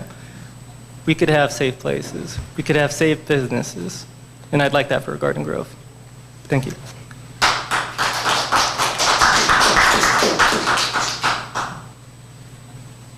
Keith Riley. Thank you, Mayor, Council, staff, thank you. Talking about that, there's a paper the other day, bans on medical pot only serve black market. It's here to stay. We're a piggyback city, is what I call Garden Grove. We piggyback on Anaheim. Anacrime, Anaslime, no, just kidding. Anyway, Disneyland brings a lot of people to town, and we're next door to them. It will be legal recreationally very soon. I think we're missing the market if we don't lead, if we don't pre-plan, if we don't change this ordinance and allow for the people that have a medical need to have that need. The gentleman that had the young daughter, I'm sure there's going to be scientific research. This was handed out at the Planning Commission on December 3rd, and this is the rules, the regulations, the Assembly Bill, and so on and so forth. The state's going to have some pretty stringent regulations, and rightfully so. And rightfully so. We're talking about people's health here. We're talking about their life. We're talking about their comfort. We're talking about their safety. We're talking about many, many things that we have an opportunity here to open up and allow and create jobs. I think it's important that you give this serious consideration and allow for the ordinance to be changed. The ordinance or the assembly bill obviously wasn't read, or somebody would have caught that March 1st, 2016. So obviously a lot of people voted on that in Sacramento and caused a lot of cities to hurry up and do whatever it is they were doing, good, bad, or indifferent. So I'm asking you to reconsider the ban on dispensaries, cultivation, and deliveries. I think it will benefit the city if it's properly done, if we get the rules and the regulations and the policies and the procedures and the zoning things done. As the gentleman said, there's lots of fast food places. We had 62 at one time, according to former Police Chief Rainey. I'm not advocating 62. I think that's too many. But I think you also have to allow the market to work a little bit as well. I think we have to allow that to happen. Thank you.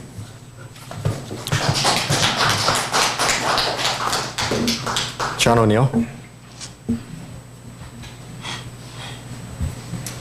Hi, Council, fellow residents. John O'Neill, I've been here 50 years, and I am the current chairman of the Planning Commission. I just wanted to kind of take a deep breath and explain to everybody what's on their agenda here is a textual change to the code to protect, exactly what you're talking about, protect our rights to go forward, to make the decisions as a community and as a council. But I strongly encourage you to approve the ordinance and add the text in there so that we can make the changes a little bit later.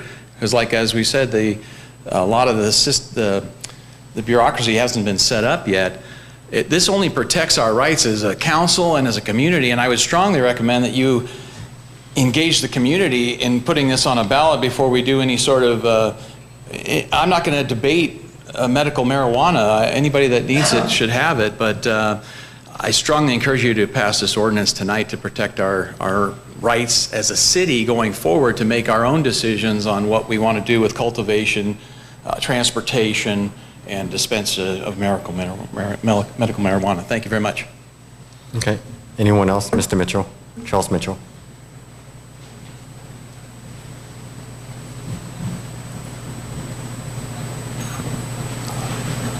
I don't think there's anyone here tonight who was around in the 1920s and 1930s when our country was dealing with prohibition regarding alcohol. Now, because of the fact that alcohol was not permitted, it opened up the field for those who didn't care about the law or the gangsters to take over cities and states. Now, marijuana has very useful medical purposes, but there is also a wide range of people who use it recreationally. I'm not advocating that, but I just want to focus on the fact that we need to define exactly what our city is going to allow insofar as the use of marijuana, and make sure that we don't put our law enforcement in the position of trying to enforce something that is against public opinion, so to speak. So keep that in mind when you look at what kind of resolution you're going to put forward in the area of marijuana. Thank you. Is there anyone else from the public that'd like to speak? You can do so now. Mr. Steele Smith. Steele Smith, C3 Patients Association, Garden Grove, California. I just want to clean up and clarify City Attorney's recitation that there is an impending deadline. This legislation has not been passed. Sitting here tonight, there is no deadline. A vote to expand the language does not preserve the city's rights. It actually harms the citizens of the city. And to answer the council's question regarding where C3 pays its taxes to, it pays it to the County of Orange, not the City of Garden Grove. If we could apply for a business tax certificate for commercial compounding pharmacy, we would be able to pay business taxes to the City of Garden Grove. That could happen immediately with a no vote tonight to not expand the language. Please.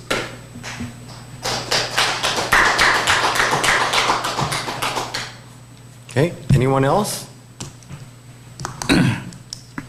Anyone else? Okay, I'm going to close the public hearing at this time. Then at this time, I'd like to ask my colleagues to join me in deliberating. You know, I took a look at the ordinance number 2734 that was passed in 2008. And that's almost a decade ago. It's quite a while ago. And I noticed some things in there. Well, first, I noticed that there is only one person on this dais today that was there for the approval of the ordinance that we are considering striking out and replacing with a new ordinance that would have a ban on all cannabis. And that person is our Mayor Pro Tem, Steve Jones. At that time, it looked like the council members under Mayor Dalton, council members Broadwater, Jones, Wynn, being Dina Wynn, and Rosen. And it was passed with 4 yes votes and 1 no vote, the no vote being from Rosen. So we have a completely different council today. And also, it was almost a decade ago. So in looking at this, I notice under H of the ordinance, it says that marijuana is deemed to have no accepted medical use. Well, I think we're seeing differently today. You know, over time, we have opportunities to learn. And then I see that under F, local and state law enforcement counterparts cannot distinguish between illegal marijuana grows and grows that qualify as medical exemptions, and that many self-designated medical marijuana growers are in fact growing marijuana for illegal recreational use. So what the state has offered, very stringent regulations. You know, a lot of times we complain about the bureaucracy and red tape, but this is really important bureaucracy that's needed to control a substance and to keep it safe. And with the business licenses from the state level and also from the city, if we do move in that direction to be in accord with the 3 laws that have been signed by Governor Brown, then it's clear, you know, who's operating legally and who is not. So that certainly makes it much better for our police department to enforce on those that are not operating legally. So that covers, you know, 2 points there. And under I, today, we can tax it. We have the ability to bring this to the voters and tax it.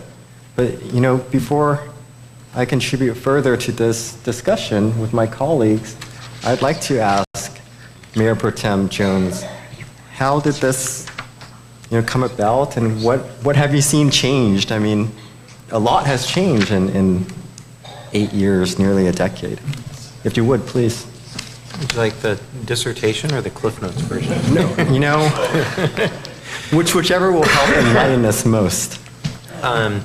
Yeah, so I've seen this for the last, I guess, probably 8 years or whatever, since I first recall. And the first incident I remember going back a couple different police chiefs ago was an incident where there was an arrest, there was a confiscation of a bag of marijuana, and the chief came to us and asked that we uphold sort of keeping it and not giving it back when this person had produced a medical marijuana card.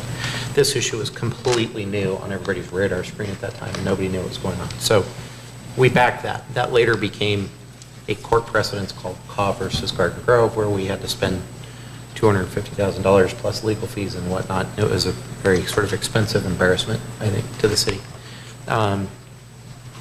Shortly thereafter, there was a period where it was also brought to our attention that there were these new things called dispensaries popping up, and we had 3 of them in town at the time. And that police said they wanted to implement a ban, and that, I believe, goes back to the time frame you referred to, 2008. Mm-hmm. And so once again, it was a passionate plea to say we want to do a ban on this type of illegal activity, or whatever at the time as it was referred, which we did. So we implemented a ban. I don't believe we actually enforced it. So we put it in place, but we didn't actually enforce it. And I think the word kind of spread within the community, and we went from 3 to 23 to ultimately north of 60 dispensaries. So I remember in the height of this, some years ago, we had a whole bunch of dispensaries, and this became a very active issue. There were green crosses all over town. There were places popping up left and right. There was just a lot of buzz on the street about this issue. There were nuisances created by this issue. I was getting called out to people's businesses saying, look, this is my children's dance studio, and there's smoke coming through the vents from the use next door, and that's not fair, and that's not right. I mean, there's those type of things happening. So we, at that time, tried to think of how do you address this, right? There's federal law says one thing, state law says another thing. The problems occur at the local level, and we're left with no resources to deal with it. And at that time, we entertained the concept of doing some type of a regulation program, right, where we said, it's like, what if we did allow safe access in some form, but we were very strict about how, where, when that could occur, so that we implemented, for example, planning and zoning type restrictions, only allowed in certain zones. Safe access doesn't mean you need more than 2 dispensaries within 1,000 feet of each other, for example. It's just, you allow it to be available, but not 52 of them on one corner or whatever, right? So with different mechanisms, also just background checks, site plan approvals, like the type of things that normal businesses would go through in a permitting process, to hire an architect, submit plans, have your plan approved, and, you know, and contemplate whatever, proper zoning, all that kind of stuff, right? Mm-hmm. And in doing so, could potentially address the issue without opening a legal can of worms. We were also watching at that time frame cities around us that were spending into the millions of dollars fighting lawsuits because they tried to enforce their bans, which is why we did not enforce our ban when we had a ban, was because we saw other cities around us doing it and running up huge legal tabs in the process of facing challenges. So there was serious contemplation at that time that implementing an ordinance to allow safe access and regulate it would get the number from 60-something down to potentially, you know, whatever, less than 10, if you apply concentric circles on a zoning map of where they could be located and how far apart they would have to be, and yada, yada, yada. It was sort of guesstimated that you could get it down to a manageable number of thoroughly vetted operators that would kind of act as the poster child for how to be invisible and do their thing, but without creating nuisances to the public at large or to adjacent businesses and whatnot. So we went pretty deep into that process, and then there were a couple different legal cases. I think Long Beach was one, and I think Riverside was another one, if I recall, that said, if I recall, something to the effect that local agencies do have the ability to enforce bans and you can do it. And there was an immediate pendulum swing that said, okay, then let's enforce the ban and let's scrap that whole thing with the ordinance. And that was several years ago. And so we did, and we sent out letters, and we were heavy-handed, and we ran a lot of them out of town. So we went from 60 down to, I would say, pretty much 0 for a period of time. Maybe some of those reincarnated as delivery service and whatnot, but like the green crosses went away and the nuisance calls and just sort of the buzz about this issue in the public went away for a period of a few years. And now more recently, I think we've seen them start to kind of quietly pop back up again, and it's sort of back on the radar screen. Now it comes at a time frame when there's a lot of speculation that this would in one form or another become legal by this next election cycle in California. So what does that mean for us here in Garden Grove, and what challenges does that pose? And how do we deal with it on a local level? So I don't know, I guess that's my 8-year or so historical summation, and my perspective is that unless we're specifically forced to take some action by a certain date, then I would rather not try and be out on the forefront of this, but sort of lay back and absorb information and try and figure out how to play it. I don't think we necessarily need to be cutting edge or innovative on this. I'd like to see sort of how it plays out. Every city in the whole state is going to have to address this in one way or another, and we don't necessarily need to be first. Okay. No, I'm not asking that we be first. I think that, we do have a discussion item that is not actionable that I've placed on the agenda later in terms of lifting the ban. But I think that right now it's only prudent that staff be directed to look at the existing 3 laws and how we can benefit from that as a city, and then come back for council to determine whether we'd like to move in that direction or not. Because this ordinance here that's been presented to us with the report from Mr. Sandoval, it's just maintaining the status quo. And I notice under fiscal impact, which is what it would cost us, it says none. But I don't believe that to be true, because I know that the cost of litigating nuisance abatement is something that can get out of control for our city. And that's not something we budgeted for. And based on what I've heard from our finance director, Mr. Kingsley Okereke, we don't have the finances for that. So the fiscal impact, in my opinion, is not none. And also the impact on the patients, having the patients, get their medication on the black market, is that what we want when they can get it safely under these 3 laws that have been signed by our governor?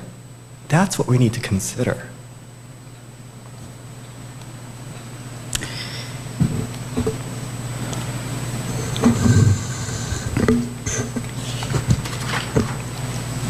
I think the intent of this ordinance is very clear because the governor placed the March 1st, 2016 as a deadline for the city to get their ordinance in place if they want to regulate and control,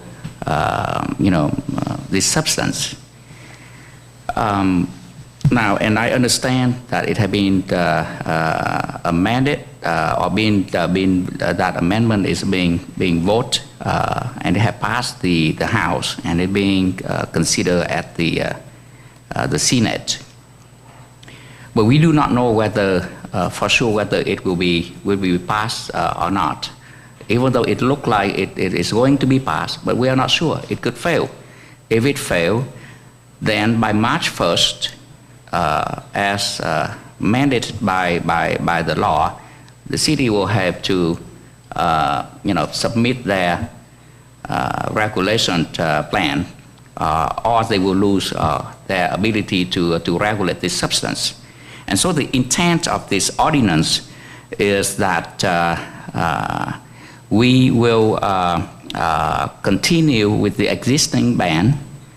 In addition to that, we will also ban the transportation as well as the cultivation, so that we would not need to worry about the March 1st deadline. Now, once we no longer need to worry about the March 1st deadline to be able to regulate, we then would be able to work with the resident, work with the industry, work with other law enforcement to identify, address, and come up with a reasonable solution to regulate and to control it. Now, obviously, everyone agrees that there are a lot of medical benefit to marijuana, and that need to be available to the patient. That is not the issue that we need to deal with here. The other issue that we don't know is if we cannot have the time to do diligence to come up with a plan to regulate that meet both the medical needs, meet the needs of the industry, and meet the need of other residents and business in our city. If we do not have a plan, a well-thought plan to address the issue, then we are at risk. And between now and March 1st, I don't see any way for us to come up with a plan to do that and submit that prior to that date. There are more, this is a complicated issue. For example, during the last 12 months, many businesses come to me, and also when I come to them to dine or come to visit them. For example, a restaurant, and I'm not going to name which one, a restaurant along Brookhurst Street. When I come there to eat, customer and the owner of that restaurant, as well as many other small business in that plaza, come to me and express their frustration because of the smell. They are not against marijuana for medical use or even recreational use. What they are worried about is the smell. The smell at that large dispensary is so awful that it drives the customer away. No one wants to go there and have to be subject to that smell that they don't like. Above that dispensary is another tutoring campus, and the parent complain. So unless we come up with a plan that we can regulate, that are fair to the patient, fair to the industry, even fair to those who want to use it for recreational, if that would be become legal when the state vote in June. And to be fair to other small business, we should not hurry that regulation in. And because of the March 1st deadline, that I see there's no way we can come up with a reasonable plan to address everyone's needs. And that's why I think it is best to vote yes to continue the ban for now. And as that is still continue, we need to have a community forum so that the medical industry, the marijuana medical industry, the recreational marijuana industry, the small business, the resident of Garden Grove, and the law enforcement agency come together, raise their concern, and then we can discuss about what can we do to reasonably address the concern of everyone. Whatever we decide will not make the recreational people happy completely, will not make the medical people happy completely, and will not make the small business surrounding it completely happy. we have to give and take. But this takes times for people to get together, give their input, and come up with a reasonable way to address them. So for now, I felt that because of time is an essence, we need to, I would tend to vote yes to continue the ban as a temporary ordinance. And we can always lowering that or even get rid of that altogether. But we cannot hurry with a halfway regulation and would be able to raise that and make it more difficult. Question for the city attorney. City attorney, if we don't act on this tonight, when does this have to be in effect? If we're reaching a March 1st deadline, do we have to adopt it today so the ordinance has a second reading and takes effect, or could we wait until the last meeting in February to enact this and keep putting it in place? Want to continue a ban? No, you could not wait until February, because as an ordinance, you would have to introduce it today and then adopt it at your subsequent meeting, second meeting in January, and ordinances are effective 30 days after adoption. So if you don't adopt it at your next meeting, then you will not meet the March 1st deadline. Okay, so we have until the next meeting to... Well, it would have to be introduced today, because ordinances require 2 readings. So it would be introduced today, read by title only is our recommendation, and wait for the reading. Then it would come back to you at your next meeting for adoption, and then becomes effective 30 days after adoption. So 30 days after your next meeting. And because your next meeting is at the end of the month, and it requires 30 days to become effective, and February is a shorter month, then it really has to be adopted at your next meeting. Otherwise, we won't meet the March 1st deadline. Okay. So Mr. Bowie's point is very prudent, that if we do not adopt, then the city may lose its ability to regulate in the future. And so that's what's ahead of us. Could I ask a clarifying Sure. question, Council? So if this item just didn't exist, then come March 1st, we still have a ban on dispensaries in place, correct? Yes, Which, you I do. mean, that serves a purpose where that timeline is concerned of Yes, making you a do. statement that we have Yeah, a ban on dispensaries. and to clarify, the deadline is on the cultivation side. But because it's part of the overall legislation, this is why we lumped it together and are addressing it in one ordinance.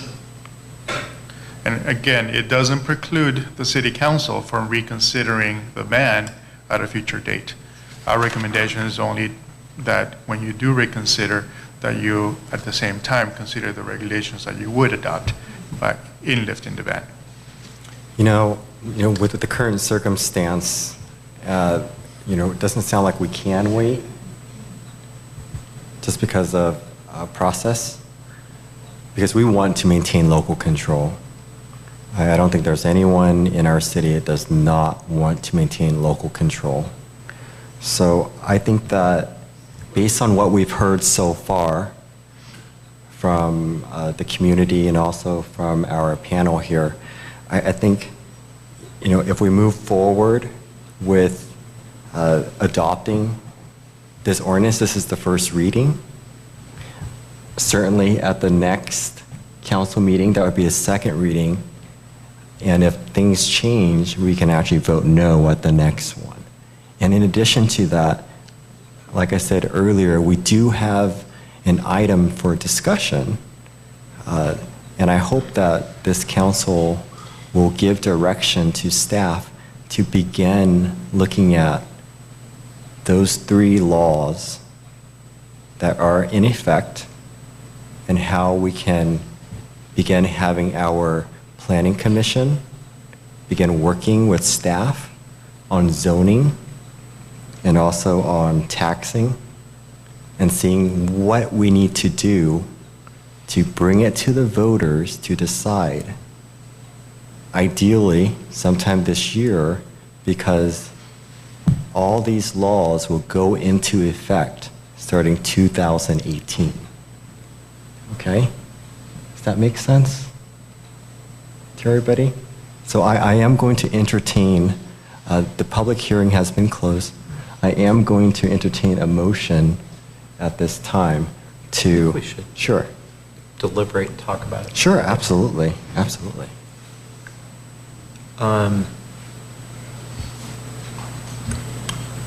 Sorry, I just lost my thought.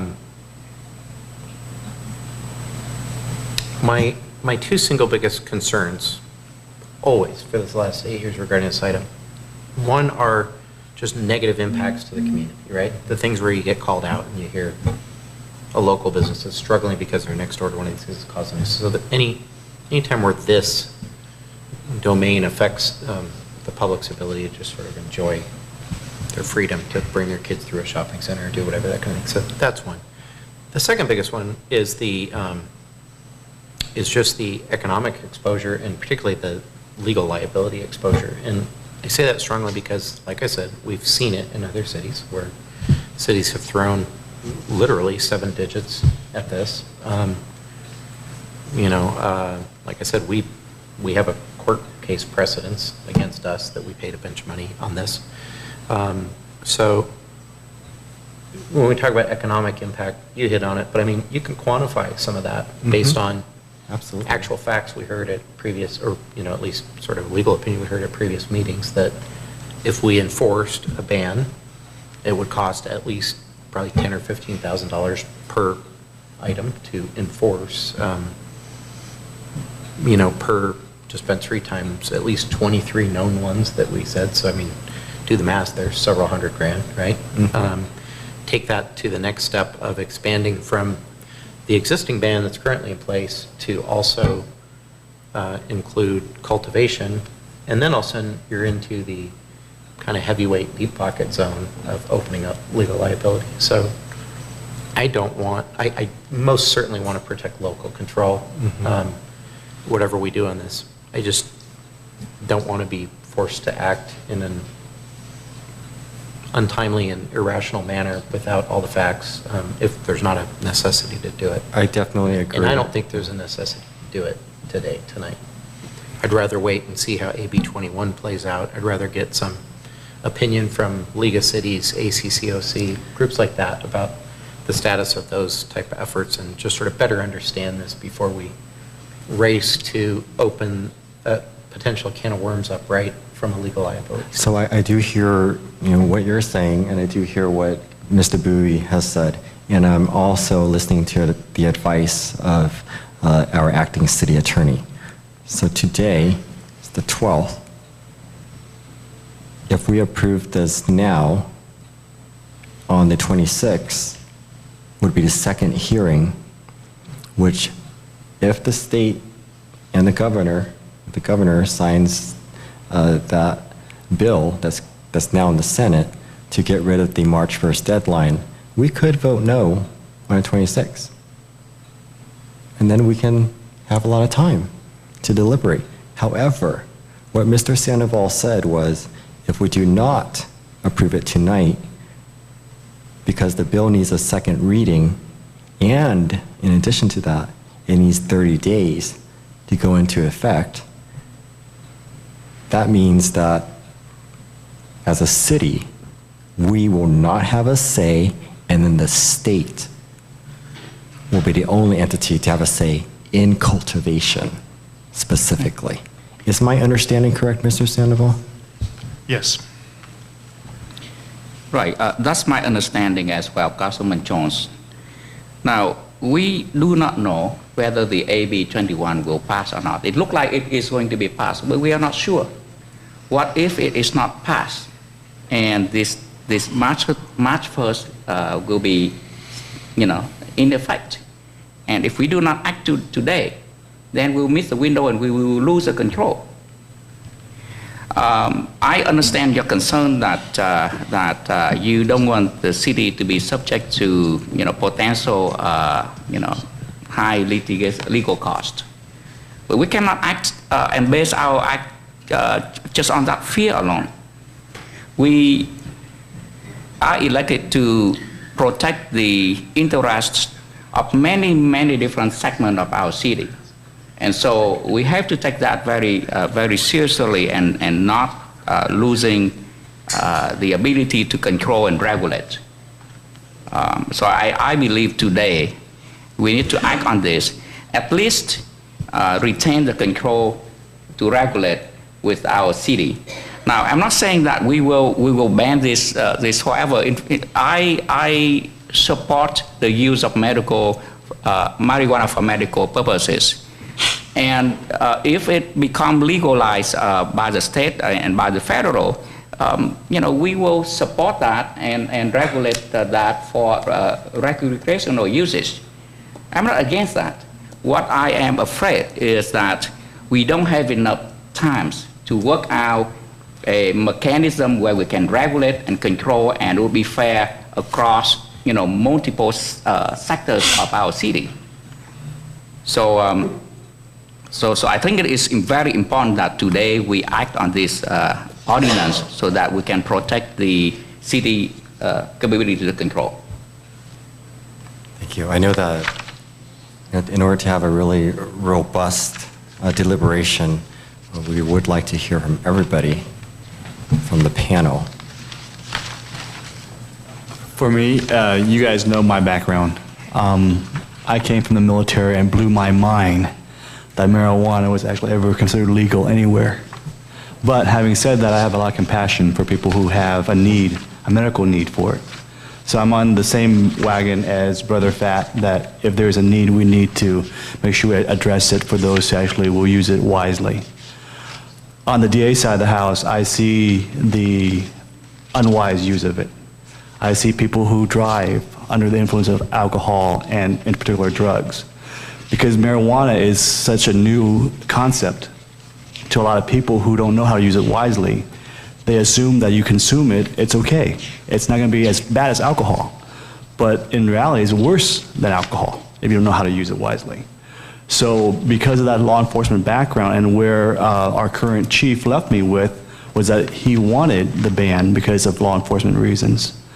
And for what the mayor said as far as the local control that we need by that deadline if we don't seize it now. For that very reason, I would vote yes on this tonight, with the understanding that in the future, like many of us on this council, we'll consider a review of a possible lift of the ban for the use of medical marijuana in this city.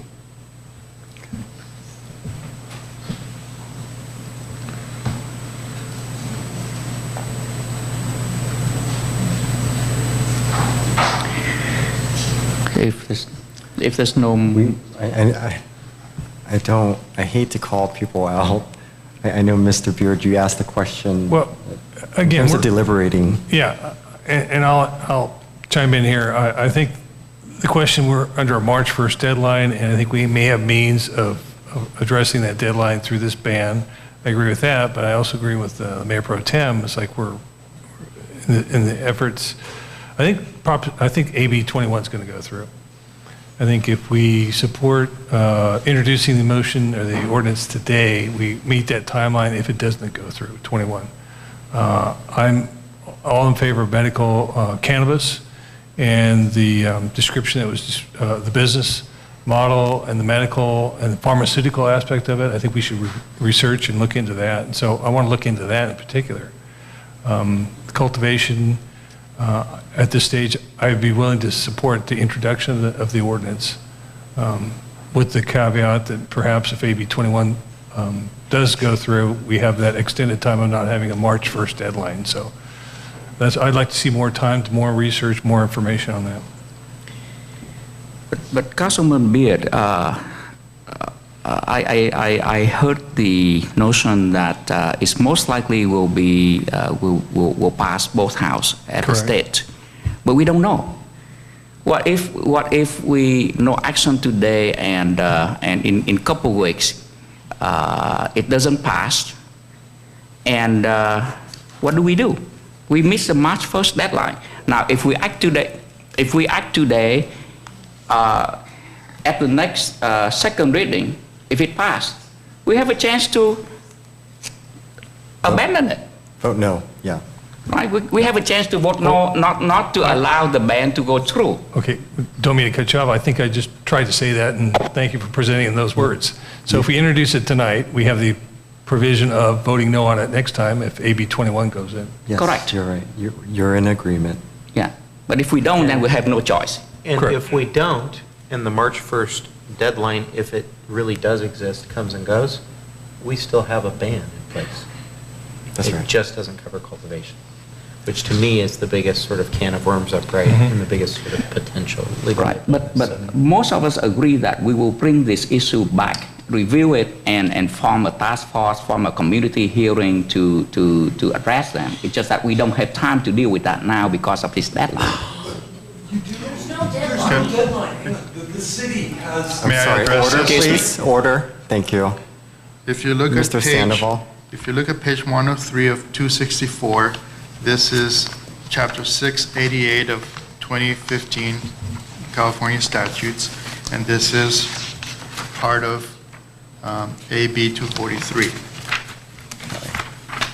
At the bottom, section 4, it says, if a city, county, or city and county does not have land use regulations or ordinances regulating or prohibiting the cultivation of marijuana, either expressly or otherwise under principles of permissive zoning, or chooses not to administer a conditional permit program pursuant to this section, then commencing March 1st, 2016, the division, meaning the State Department, shall be the sole licensing authority for medical marijuana cultivation applicants in the city and county, period. Right. Now, although the proponents will tell you that only for licensing purposes by the state, we are a general law city, and as a general law city, we have to follow and are subject to preemption by general state laws. And so when it comes to the fact that we missed the deadline, the argument will change. It will say that you have been preempted by a state agency that's issuing licenses, and now even your land use regulations don't apply. And so in order to preserve our local regulatory authority, our recommendation is that this ordinance be adopted. It doesn't prevent the city council from adopting a regulatory scheme in the future. Okay, is that understood by everyone?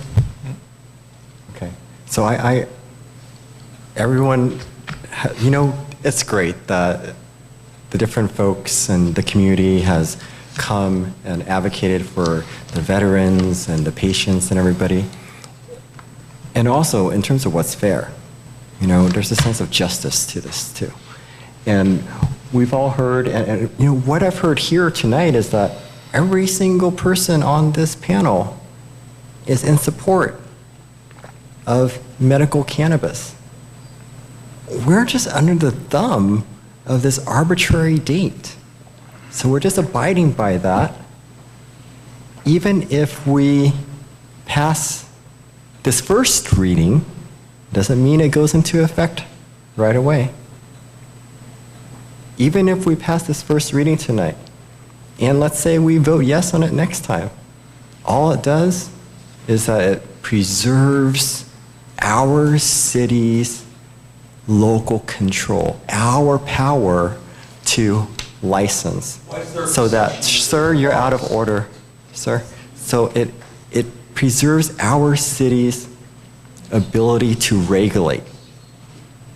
So based on what you've heard tonight, though, the public should be assured that we are willing to address this issue to solve the problems of illegally operating dispensaries in our city and also move toward a system that allows our city to regulate and tax. What we discussed today on this panel is historic in the city of Garden Grove, folks. And I'm proud of my colleagues for having this robust deliberation tonight. And I'm grateful that we all chimed in, and we do need to take the advice of our acting city attorney seriously I've read through this too. And that was my understanding. I've highlighted all the parts and underlined and read it again, because I want to make sure. Whether that law to get rid of the March 1st deadline is signed by the governor or not, what we're doing tonight by approving this preserves our local control. What we've heard is that this council is willing to work with the community to bring medicinal cannabis to Garden Grove. And that is a huge change. And it takes time to do that. And we're going to do that, and we'll do it together. That's what we expressed tonight. So before I entertain the motion, Mr. Jones? I think I get where you're going with that, but I just want to sort of clarify it or maybe dumb it down for myself or whatever, so we're kind of on the same page. So what we're saying is, if we don't take any action, and if there is in fact a March 1st actual deadline, then that means we're handing over local control, and we're giving it to the state to be able to regulate at least cultivation. We would still have a ban on the rest of it in place, but we'd be handing over to the state. So your point is, if we take action and we say, okay, we're going to implement a ban, then we've taken an action that says we want to preserve local control. Then what if subsequently we wanted to remove that ban and pursue a different path? Do we still have that right? Like, have we preserved? Look, is that in fact true? Yes, that is true. Yes. So, good deliberation. Weird way of getting there. Yeah, I know. Yeah, we're in a win-win situation. We are. This is, I want to thank staff and our planning commission for looking at this carefully. I want to thank all those who came. This will be a process, and we're going to do this together. We want what's best for our city. And our action tonight in moving this ordinance forward in the process is going to preserve our local control in our city, Garden Grove. Okay? I'm going to entertain a motion. I second it. To approve the ordinance. We've already waived the reading. And it was seconded by Mr. Bowie. Or I'm sorry, wait. You're going to move it, right? Okay, because Mr. Bowie moves the ordinance. Is there a second? Second. Any further discussion? Yeah, it's just that this is really weird. Yes. So it's not common that there's a first reading that's not followed up by a second reading, that's overturned by a second reading, but part of this sort of hinges on what happens between now and the second reading. In Sacramento. There's a lot of ambiguity to me, or we don't have really clear opinion of this AB 21 thing and what happens with that, so. I mean, it sounds like the governor is going to sign it, but let's just be sure. Well, if the governor signed the AB 21 before the second reading, Councilman Jones, we have a good reason to say, well, we will abandon that ordinance, and we will vote no on the second reading, and it will not become our ordinance. So there's plenty of time for us to undo what needs to be undone. Got it. But like if we don't do it now, then we will lose the chance to regulate it. It is. It'd be the first in my history on this side of the dais, in any capacity, that I've ever seen a second reading not go through. If it went through, that would be a first. And I understand that's the context of this discussion, but it's still weird. Because it's a good reason for us, and you heard all of us here saying that if it passed, we will undo it. So that would be, I would have to not doing that unless there is a very strong reason for me to change my mind. Well, I hope we don't do that. I hope what we spoke about today is on the public record. We have spoke publicly that if AB, the whole intent is to retain control, right? So if the AB 21 passed, we do not need to retain that control.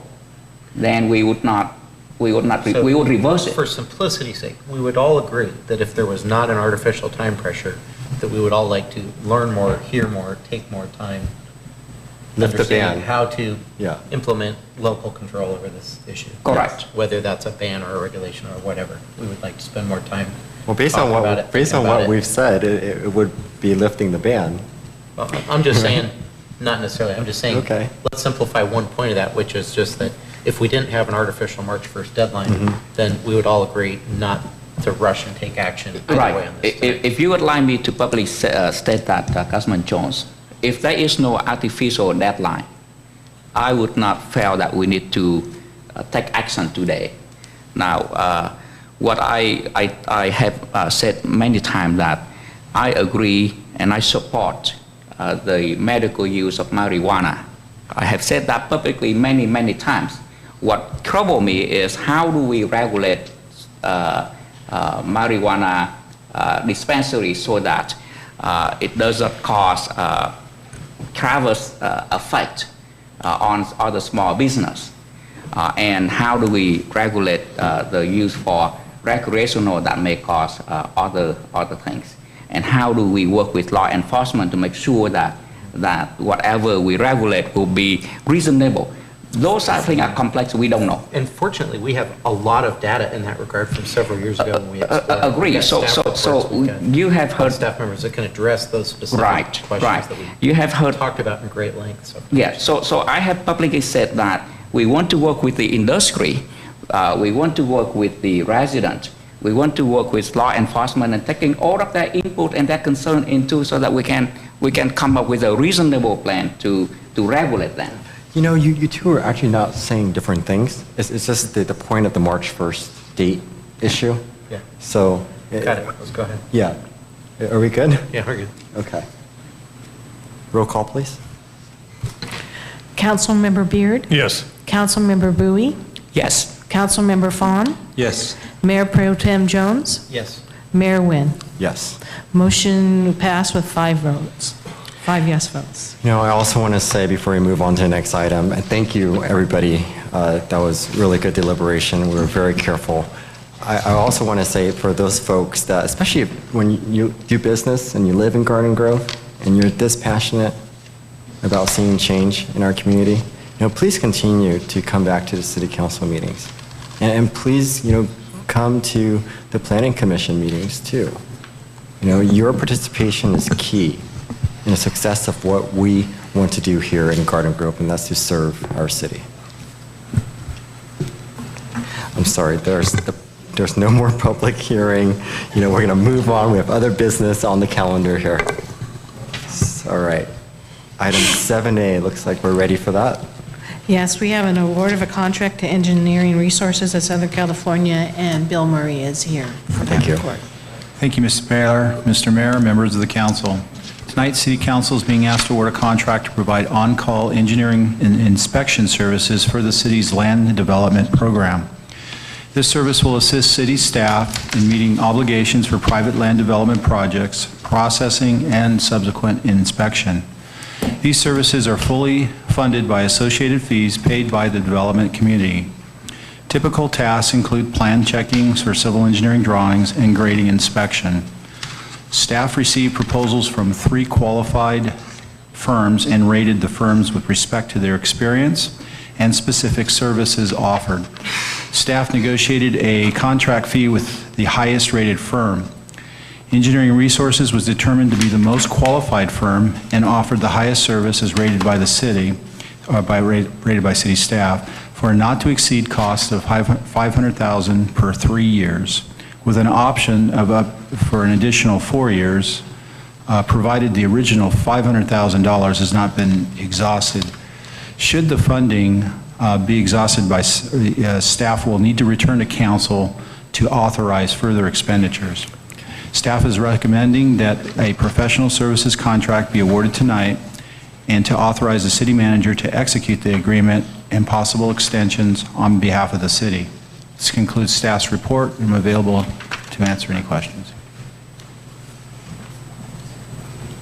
Okay, are there any questions on this item?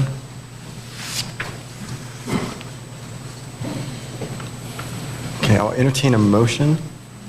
Move to approve. Is there a second? Second? Any further discussion? Please vote. Councilmember Beard? Yes. Councilmember Bowie? Yes. Councilmember Font?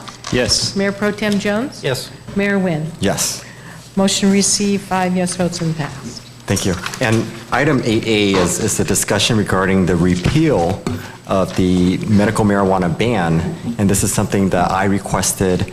You know, we've had a lot of discussion, you know, just right now. And just based on the consensus that we have on medical cannabis, I'd like to ask staff, Mr. Stiles, to start moving towards working with our police, public safety, planning commission, zoning, land use experts, and really look at these 3 laws and come back to council with what our options are. And I also want to see a timeline as to when does it need to go onto the ballot? How is that approved? How can we tax this? Because it gets very complicated. And that's why we, you know, Mayor Pro Tem Jones suggested earlier that we work with our League of Cities and ACCOC. You know, and there's already a city in California that's already legalizing and taxing. So, you know, I think it's only prudent for our city to move in that direction based on what we've heard here on this panel tonight to do that. Mr. Stiles? Mr. Mayor, members of council, just so I understand, so you would like the staff to begin researching options for moving forward with, should we move forward with repealing medical marijuana, the ban, what our options would be, what a program would look like, all of that sort of work? Including taxation, what the process is like, zoning, land use, and I like to see a timeline. And, you know, I don't know what exactly we need to do, but even before it goes to the voters, you know, certainly we need to vote to have it on the ballot to tax it. Is that correct, Mr. Sandoval? Because it's the voters who have the power to tax. If the city council wishes to tax in addition of the sales tax, then it requires a vote of the people. For example, business license taxes, if they fit a current business that's currently taxed under the business license, we wouldn't need to do anything extra. But if it's not listed and it would be a new business to be taxed, then it's a new tax, and under Proposition 218, that's Article 13A of the California Constitution, it requires a vote of the people in order to implement such new tax. And so if the movement is to tax the business, we would need to put it on the ballot. I see. You know, so we would have to comply with all the election code requirements in order to put a ballot measure. I understand. So I'd like to see staff prepare, you know, an overview timeline in terms of the process when we need to discuss these points in order to make it onto the ballot in a timely fashion, because we do need to vote to bring that to the voters if we were to decide to tax it at a higher rate than sales tax. And we also need to have Planning Commission and Public Safety look at land use and zoning as well. Because you know what?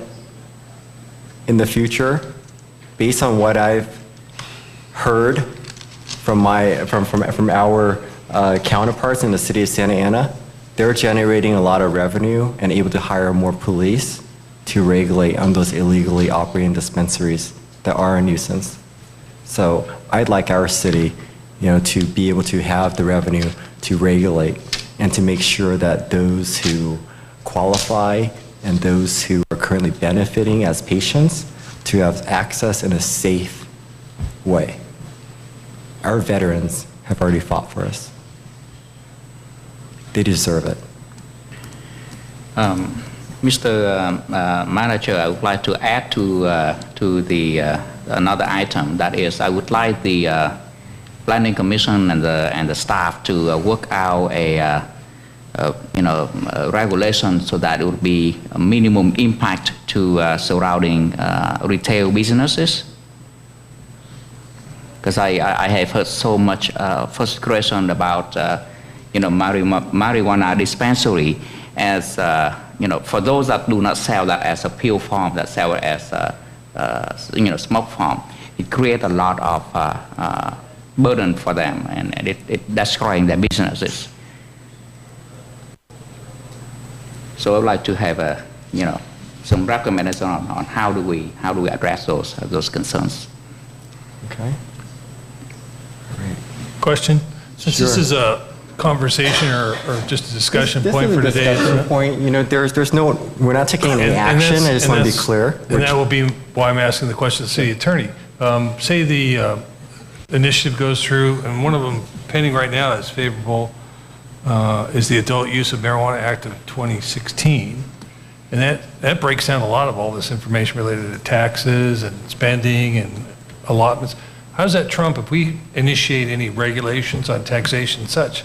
Is that trumped conceivably by this act if it goes through? I have not read that act yet.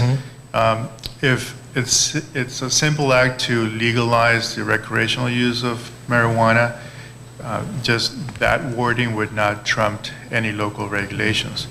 But being an initiative, they could add provisions in there to preempt local regulations, including charter cities. But I'm not aware that that language is in that measure yet. Okay, well what I'm basically saying is things can be trumped by initiatives brought on by the citizenry and by the state if they vote on this. And if we put something into place now of rules, regulations, even taxation, that could all change in 10 months with the passage of some initiative, correct? It's possible. It's conceivable. I'm sorry, are you alluding to possible recreational use passage? Cities still maintain local control in terms of land use, especially with zoning, even if it is recreational. That is our control as a council, whomever the council is or will be. Is that correct? That's correct, but initiative can change that. Okay. Our local land use control is based on the California Constitution that grants cities local police power, but that can change by initiative. Just like the voters have the right to even change the Constitution by initiative, and they have. Prop 13, Prop 218. California. Yes. Yeah, and that's why I bring that up. The timing, what's going to happen, which we don't know. What can happen is an initiative coming forward. Maybe we should be prudent, practical, wait a little time, see what comes out, then we can assess or consider and review that. That's all I'm bringing up. I mean, why put something into place that could change by the voters after the election? And let's follow the measure that might get on the ballot. Mr. Sandoval, do you know about those efforts? Could you track that and see how the language might alter? I'm thinking it wouldn't do such a thing as remove city councils and cities' local control, especially over land use. That is the main function of a council, city council. We can track it. I don't believe it's qualified for the ballot yet, but I believe that the language has been submitted to the Secretary of State. My understanding is that the Secretary of State has authorized collection of signatures. They have to collect sufficient signatures to qualify for the ballot. I just haven't seen the language that the Secretary of State has approved for collection of signatures. No one has asked me to sign anything yet. Okay. No one's asked me either. I think we should still move forward with planning for zoning because we would have to do that anyway if this is something that we would be able to have control over. That is the most prudent direction that I think staff should come back to all of us so that we can begin deliberating on that, whether or not recreation makes it on a ballot, or if it does, whether it passes or not. It is prudent for us to begin looking at how our city can regulate, control, and create a safe environment for those to have access to the medication. And that's something we need to look at. So. And Mr. Mayor, if I could just add, so, you know, what we'll be involving, there's a number of different departments here that can all weigh in on this subject. If you want a comprehensive, you know, approach to all of this, we've got legal issues that the city attorney will have to contribute to this report. We'll have land use stuff, the planning will have to contribute, enforcement, maybe aspects will get pieces of it, and probably even from our finance director about some of the you know, issues related to revenue collection. So there's a lot of different aspects to this. Absolutely. I just want to reiterate Sure. that we've already done the work up on this several years ago. We've got a ton of tacit knowledge internally about this. We just need to dig it up. We've already done a year's worth of research on this. Great. Great. So the direction is clear to staff? We will, Mr. Mayor, members of council, we will begin work on this project, and we will we'll pay attention to some deadlines. We'll try to come back to you as soon as we have, you know, some comprehensive information. We're not going to take forever to do it, but we want to take the right amount of time to do it too. So we will not miss any deadlines. We're not going to leave the city exposed to anything. So we'll be paying attention to all of that. Thank you. Much appreciated. Okay, and I just want to share with everybody, you know, over the next couple of months, I'm going to be trying something new to meet with residents.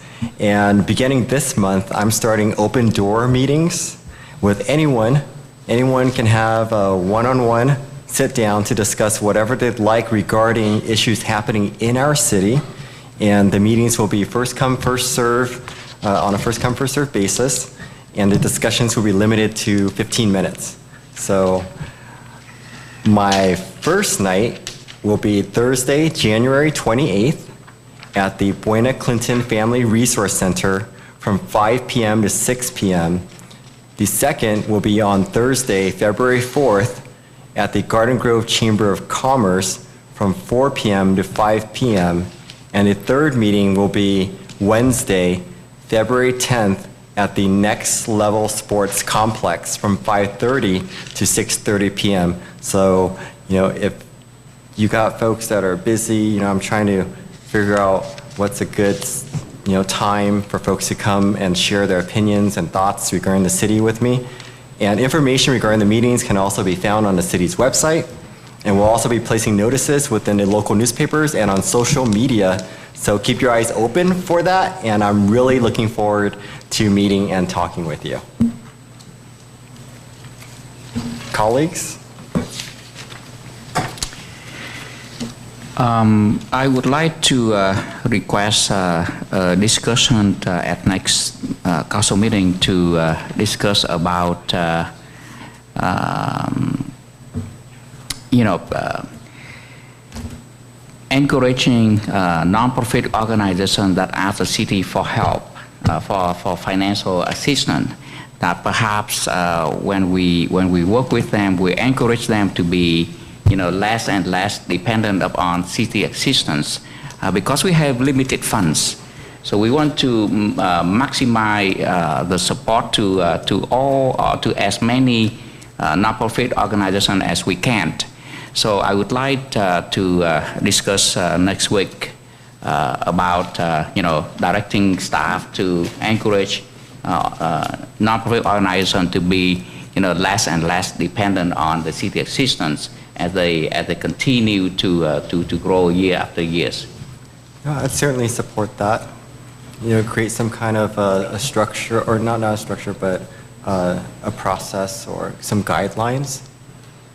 I definitely would support something like that. So, does it need a vote?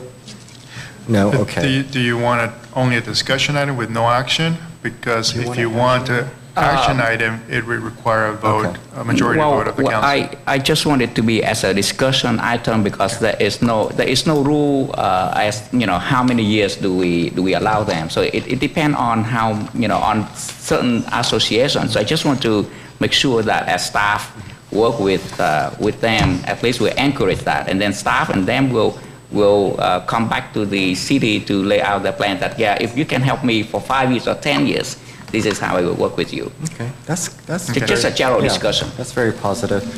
So, okay, Mr. Stiles? Yes, okay. Others? Mr. Beard? Okay, yeah, I'd like to wish everyone a Happy New Year, first off, the colleagues and the city's citizens. But I did mention earlier, I do want to bring forth, or make a motion, I'll make it now, as an action item for the next council meeting to discuss, beyond discuss, conceivably take actions on the qualifications of members of commissioners, residency required included, and maybe appointment or removal of commissioners at that time. I'll second that. Any further discussion on that? Please vote. Councilmember Beard? Yes. Councilmember Bowie? Yes. Councilmember Fawn? Yes. Mayor Pro Tem Jones? Yes. Mayor Nguyen? Yes. Motion received, 5 yes vote and passed. Thank you, Mr. Beard, for your leadership on that issue. Mr. Mayor, and maybe for Councilman Beard, just so I understand, I want to make sure that if there's any work that you'd like staff to do in preparation for that, I want to be clear on what you might be expecting from us. Okay, I would suggest that staff look at the municipal code and the wording, see if we need any clarification or definitive, more detail, more specificity related to what is residency, particularly with the voter registration. Case in point, the current code as I read it is members of all commissions or boards created by ordinance or resolution shall be and remain residents of the city who are eligible by reason of age, citizenship, and otherwise register to vote. Does that mean they have to be registered to vote? No. Mr. Beard, we do have our Mr. Sandoval here. Would you please advise on that issue? Yes. The current code, the section you just read is 2.21015, and it does not require that you be registered to vote. It just requires that you be eligible to register to vote. There's a separate requirement for the Planning Commission, though, and it's just different from the general requirements for all other commissions. So Planning Commission is got its own set of regulations for qualifications that is different from the rest of the other commissions. The Planning Commission qualifications, it's on section 2.24.030, and it says all commissioners, planning commissioners, shall be residents and qualified electors of the city. So qualified electors is the same language that's used for qualifications to city council, and my interpretation is that they have to be registered to vote in the city. That being the case, Mr. Sandoval, we do know based on public comments and admission by current Commissioner Vumai that he is not registered to vote in the city of Garden Grove. So what action can we take? That will be on the agenda next time. And that's why I want to agendize it, and that's why we voted on it. But you asked more to the question, what am I looking at? And I think, as an example, that could be consideration for all commissions to be a registered voter within the city. No, I'm saying that discussion, potential action to make all commissioners registered voters of the city. And we can have that debate and that discussion and come to some consensus. Okay.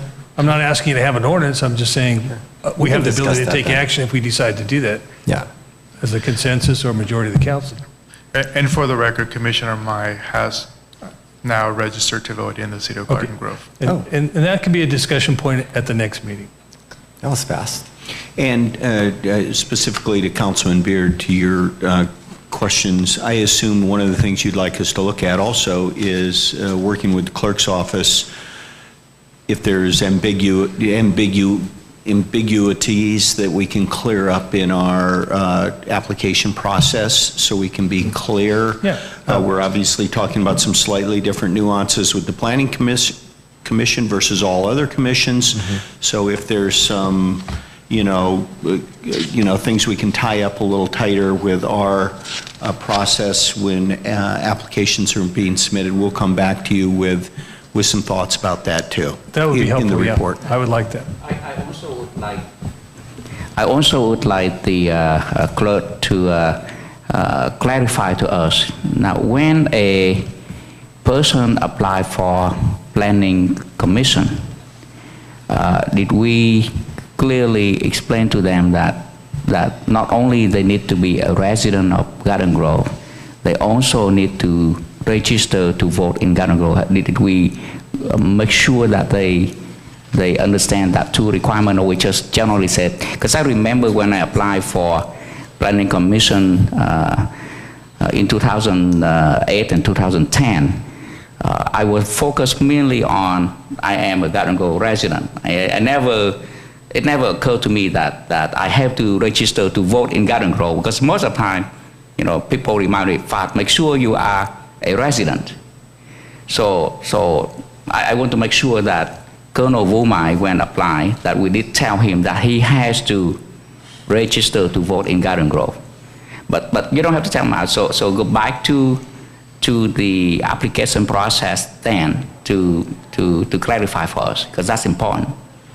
Okay, that's what we just discussed, and we're going to tighten it up. Mr. Stiles will be leading us with that, and it seems like, based on what I've heard, things have been working on the honor system in the past, and we do need to tighten those things up. Yeah. And we're going to hear back, per Mr. Beard's request, which is great.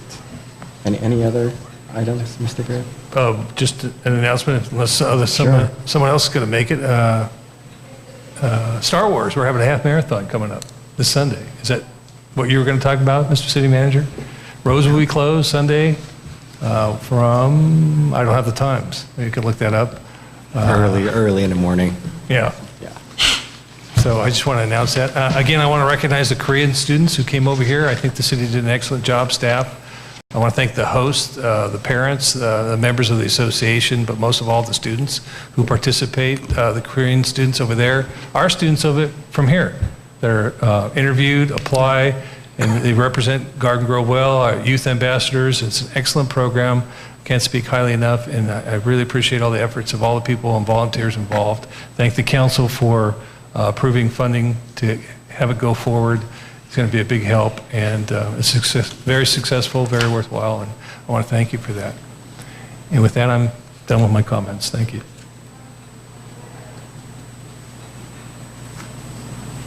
Others? So I wish everyone a very happy new year, and thank you so much, everybody, for a very warm birthday wish. Thank you. Okay. On the topic of the Planning Commission, we do have one vacancy, and I would like to ask the clerk to put those advertisements into the paper so that we can have applicants. It is an appointment that I get to bring forward to the council. It's one of the privileges of being directly elected mayor. So I would like to have applicants do apply. We would like to fill that vacancy, and yeah, that's good. So any others? No? Okay. We are going to go into closed session. Mr. Mayor, before we go into closed session, could I just add one item? Certainly. I just wanted for folks who might be watching, listening, or just as a reminder, since we've talked about it a little bit tonight, our demographer, David Ely, will be at the next council meeting on the 26th, and he will be here to present, an overview of the community meetings and outreach he's done today, what some of his thoughts are. I know some proposed thinking maps of some tentative lines have been drawn, and he's been getting input about that. So he'll be back to share some of those thoughts with all of you, get more input from you before he goes on. And we'll be continuing our citizen engagement process throughout the month of February, more community meetings, and looking at various boundaries. So that will all be coming back in 2 weeks. Great, thank you. And to add to that, it will be a public hearing on that one. There will be a notification in a newspaper that that meeting will be a public great. hearing. Thank you. Before we go into closed session, we're going to adjourn for the closed session, and after closed session, we have to come back and report out if there is any action that's been taken in closed session. But I want to close the meeting later in memory of Edra Setterington, who is a community member I've known Edra since I was organizing the senior citizens at Garden Grove United Methodist Church several years ago. Worked on the senior transportation program, had an opportunity to work with you, Mr. Jones, before I even ran for any office, and it's just so sad to learn that she's passed away. I want to remember her. She was an active PTA president for several Garden Grove Unified School District schools as her daughters went through school. She's lived in Garden Grove for over 62 years. She's been an active member of the Garden Grove United Methodist Church for that many years, and she's been a recipient of the Garden Grove Silver Spoon and a recipient of the Beautiful Garden Award. Both of those were about 10 to 20 years, and when she was a nurse at Western Medical, she ran blood drives for the city as well. And I just want to close later in her memory. Okay, so right now we'll go into closed session. Mr. Sandoval. Yes, we are going to, in closed session, two separate agencies. The successor agency is going in closed session on the real property negotiations and initiation of litigation item. No additional information to provide on that. And the City Council has 4 closed session items, 2 existing litigation, 1 real property negotiations, and 1 labor negotiations with the Garden Grove Police Association.